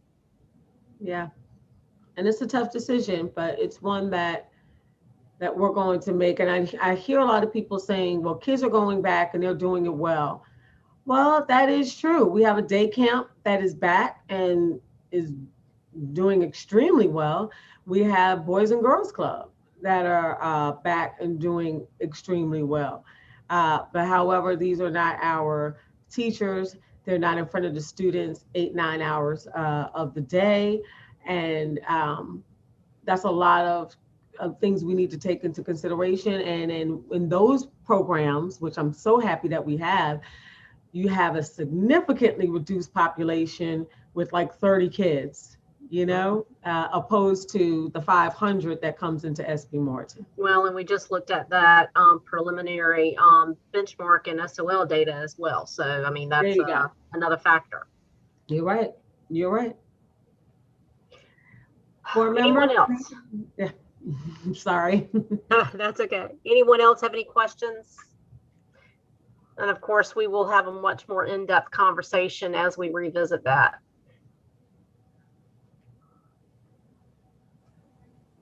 All right, I hear no questions. So, all right, that concludes my report. Thank you so much.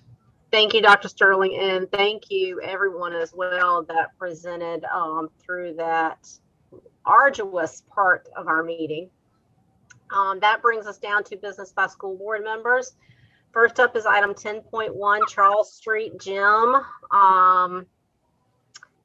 So we have a presentation there in regards to the Charles Street Gym and the Building and Grounds Committee that met last week. I have no problem taking the lead on that unless Mr. Holt wants to, or unless Mr. Ryder wants to. Go right ahead. All right, so Tammy Moore, if you will scroll right on down. So just a little backpedaling. So back last month at the board meeting, there were some questions and concerns raised about the Charles Street Gym. And in response, of course, we at the Building and Grounds Committee meeting, we took a look at that last week and as one of the topics of discussion. So some of the things that we talked about, of course, that were raised were, from a maintenance standpoint, that leak, if you're standing in the doorway of the building, it would be on the right-hand side, right in that front corner. That has been an area where there had been a leak for a while. So had that been addressed and fixed, what ongoing maintenance is being done? And then from a planning perspective, what are we planning with that? What's the vision? What are we think that building should be utilized as or for? Is it really in the best hands with us, or could it be better served by the city maintaining the structure and just allowing us to utilize that facility on a long-term basis?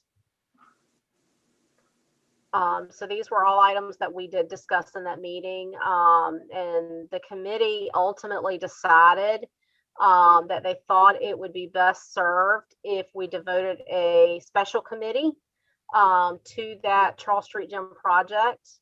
So therefore tonight, what that committee is requesting is that the Franklin City School Board form a special committee to be deemed the Charles Street Gym Preservation Committee. And I say special committee because we want to make sure it's a special committee, not a standing committee, because a standing committee has an infinite lifespan, where a special committee is only in existence until it serves its purpose and reaches its goal. So once that committee is formed, then it will be tasked with what needs to be done, and we'll tackle those projects and then of course report back to the board. Next slide, Ms. Moore. So when we look at that committee, what the Building and Grounds Committee felt were some of the points that this committee would be this special committee would be tasked with, would be determining the future use of that building, not just long-term, but short-term as well. and also looking at funding sources for those needs, because of course, anything that was fixed by the school division will have to come out of our operational funds, which would of course lessen what we could provide for our students from an academic standpoint. Also, that committee would be tasked with prioritizing maintenance and repairs on that building, as well as aligning any decisions that are made with the overall capital improvement plan that the division is laying the groundwork to start working on.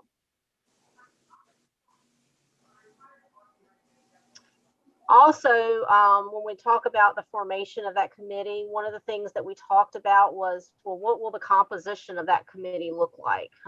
Because there needs to be some voices on that committee, not just from the Building and Grounds Committee. So what we were thinking, many of you are aware from conversations we've had in the past, Clyde Parker is the integral party in having that building declared a historical landmark.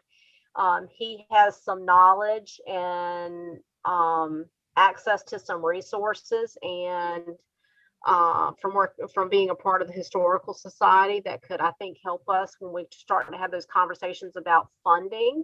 So that was a suggestion that automatically he sit on that committee. We would probably, if at all possible, since it is a historical landmark for the city and the city has some interest in that building, look at 2 members of council. We can deal with 1, but we would prefer 2.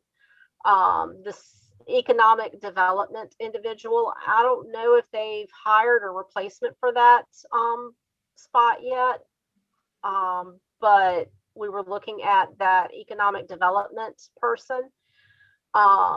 Obviously, it would also help to have someone from the Historical Society, since that is a historical landmark. 1 or 2 school board members, and also 1 or 2 Franklin City Public Schools employees. We do already have 1 that has volunteered, so we would just need 1 more. Ms. Moore? So now, how long would that committee be in place, and how quickly were we talking about action? Well, that's going to depend, because right now, where we are in the stage of assessing the needs of the building, those entities that are utilizing the front part, which was actually the gym portion of the building, they are in the process of finishing out their seasons, and once those seasons are finished, they will be moving all of their equipment out so that the appropriate people can get in and assess what needs to be done. The leak itself, I will say, seems to, for the most part, have been remedied. It appears to be an issue not with the roof, but more so with drainage, because the way the drainage works in that old building is, think of guttering that we have on the outsides of our houses. Well, that guttering actually goes at the top in through the wall and then to the roof. So because it's a flat roof, it has to drain out into the guttering system. So it goes actually through the wall into the guttering system. So that's where it seems that leak was coming from. Cleaned out that piping and guttering, and it seems to have virtually eliminated the issue. So once those entities utilizing the facility are out, it will allow us to get in and assess that. So the recommendation of the Building and Grounds Committee is that the Franklin City School Board form a special committee known as the Charles Street Gym Preservation Committee to lead up this project. Questions or comments? The committee, once it's formed, it could start meeting, at least preliminary. Absolutely, yes. You know, Once- before the building is vacated. I mean, Yes, once the committee members are all put in place, as soon as you've got a full committee, absolutely, that committee can go ahead and begin meeting and start the process of thinking out, okay, what are we talking short term, long term? What, because you can assess the outside now because there's nothing preventing you from looking at the outside, but inside the building, for instance, one side, the left side wall, there are several storage lockers and equipment up against the wall, so you can't fully see the wall. And we just don't, what equipment is in there, we don't want anyone coming in to assess and any of that equipment getting damaged. So that's another reason to get that out, because if there's going to be bodies in and out when the organizations that are in charge of that equipment aren't there or can't be there, we don't want anything getting damaged. Because, for instance, we'll talk robotics, because we all know robotics and wrestling club are in there. But robotics, those robots are expensive. Wrestling, we can talk wrestling. One wrestling mat, you're talking a 13 grand right off the top if a mat gets messed up. So we want to make sure that we protect their equipment throughout this process as well.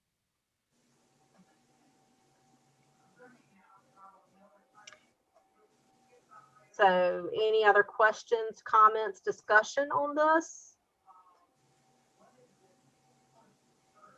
Do you need a motion to form the committee?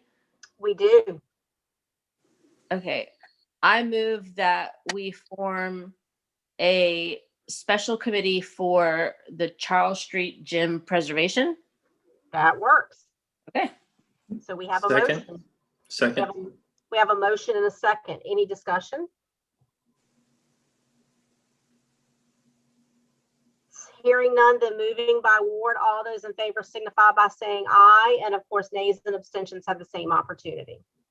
Bob Holt, Ward 1, aye. Anya Smith, Ward 3, aye. Andrea Shelton, Ward 5, aye.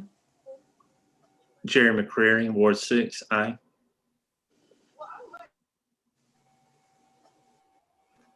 Carrie Johnson at large, aye.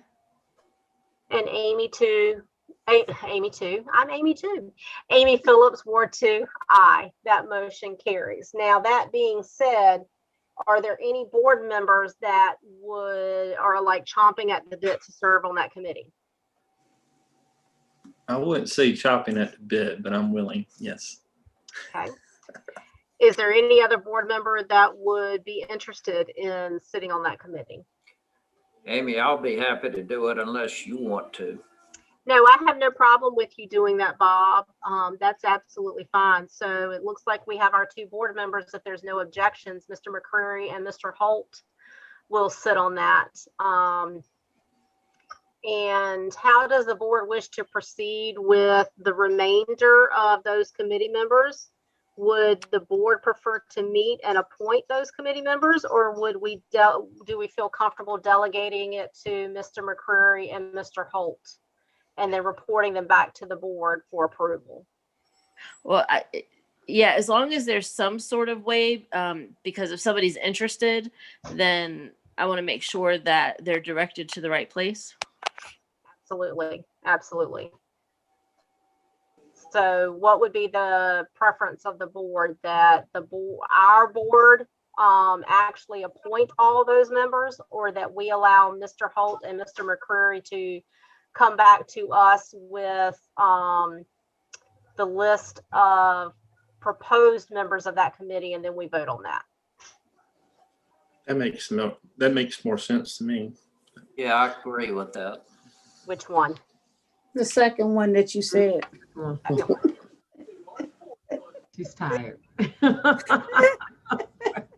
Jerry and I will come up with some recommendations and bring them to the board. Sounds Thank you. We'll also make some preliminary contacts. Yeah. That's a great idea. And it sounds like I'm hearing from everyone that we're all in agreement with that. So that's how we will proceed. So let's look at our work session in March, just a preliminary update on what your proposal is with the makeup of that committee and anything that you have for us. And my thought with it, of course, we're not going to need the play-by-play through this process, but we'll define some targets that we're looking at from the board perspective so that we know as we move through this process where we're headed and what direction we're going in with this. Okay. Sounds good. Who will identify the Franklin City Public School employees that are interested? So you mean the FCPS employees? Yes. Mr. McCurry and Mr. Holt, I will email you the name of the one individual that I know has expressed interest. And from there, probably the best way would be to have the division to have a discussion with Dr. Sterling to see if there is someone that may be interested or somebody that has an interest in it from within the division. Very good. Okay. All right. I feel like we're finally going to make some traction on that. Yeah. Next up would be VSBA Master Board. So this will be our public announcement because there is a press release that is going to go out on this. I don't think it has already. But all of the board members are aware. We are finally going to officially announce this now that we are all on board. And I actually just got an email during this meeting from the SBA on that. The SBA has a master board program, and it is an invitation that the SBA extends only to very limited boards based on their governance ability. They only do 2 a year. They only do 2 a year. There were 2 in the cohort last year, and we are only the 3rd board that has been extended this invitation. It requires a little bit of training on our part, but it's a tremendous honor and distinction, and Franklin City Public School Board has been tapped for this distinction. So I cannot, as chair, take any of the credit for this because this is every single board member and and Dr. Sterling as well, because the governance team does dictate how our selection for this, because it's how we work together. So I have to commend every single one of you because you were integral in us being selected for this. So thank you, thank you, thank you, and congratulations to each and every one of you.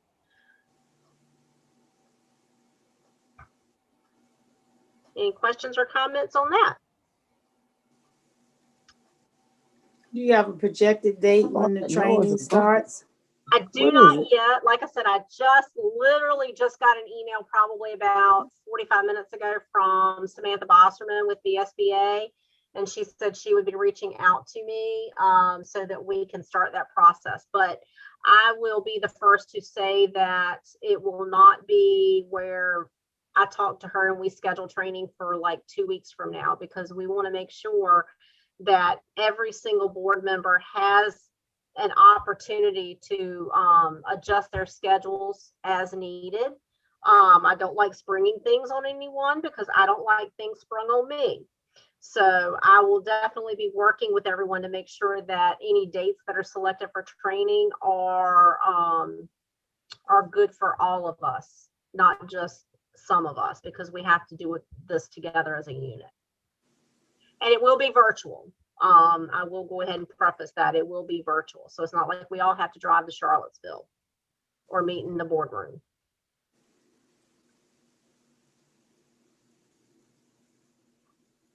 Any other questions or comments? while we're on the subject of VSBA Master Board, I also want to say thank you to each and every one of my board members, because this month is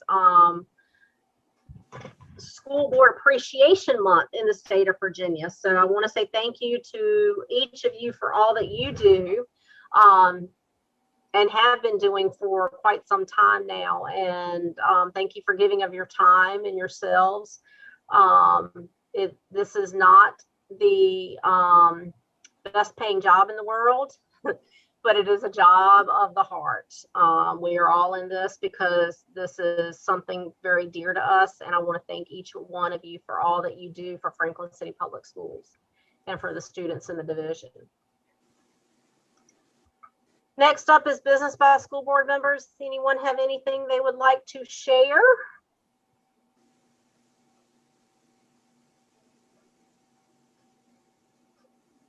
I'm hearing nothing. I will extend out a thank you to our principals.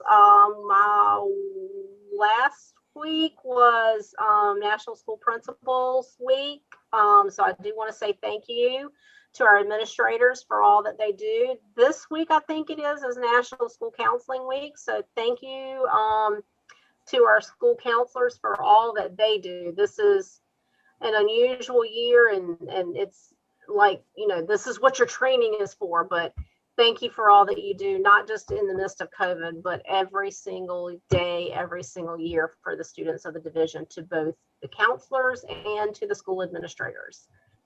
It feels like I forgot someone. And if I did, Clerk, go ahead. The clerk, school board clerk. School board clerks, that is coming up week after next. And yes, and we have a phenomenal clerk, and I will make sure that we do that in the public meeting as well, the regular meeting. But we have a phenomenal clerk, Miss Moore. Thank you so much for all that you do. Yes. Not just for the board, but for the division, because you wear like 18 million hats, and somehow you make them all fit on your head, and I haven't figured out how yet. But thank you for everything that you do as well. You have no idea how much we appreciate every single thing that you do. The hours that you put in, you go above and beyond, and just thank you so much. The glue that keeps things tied together. She most definitely is. And stays on us. Yep, thank you. With a smile. Yes. Anything else? All right, so just looking at some important dates, just a reminder, next Thursday is report card distribution from first semester. Also, we do have a special meeting next Thursday of the school board. It will be a closed session for a personnel matter. Then our regular meeting will be on Thursday, February the 18th. Same as always, closed session at 6, open at 7. And that will be a virtual meeting to allow anyone in the public that wants to be a part of that to be a part of that. I do also want to say that with us having meetings virtually, if anyone does have public comment that they wish to submit, you may so do that absolutely by sending that in to Ms. Moore, or you also have the opportunity to sign up to speak as well, so we can work that out if needed. Anything else?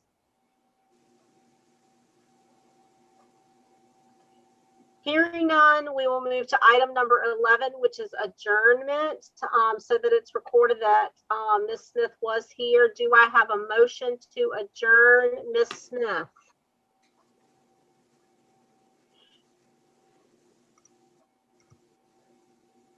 Is she still here? Yes. So Ms. Smith, if you want to unmute your mic, if you would like to make a motion to adjourn, and all you have to do is say, I motion to adjourn. I motion to adjourn. Do I have a second? Second. Any discussion? Then a quick moving by ward. All those in favor signify by saying aye. And of course, nays and abstentions have the same opportunity. Are you kidding? Aye.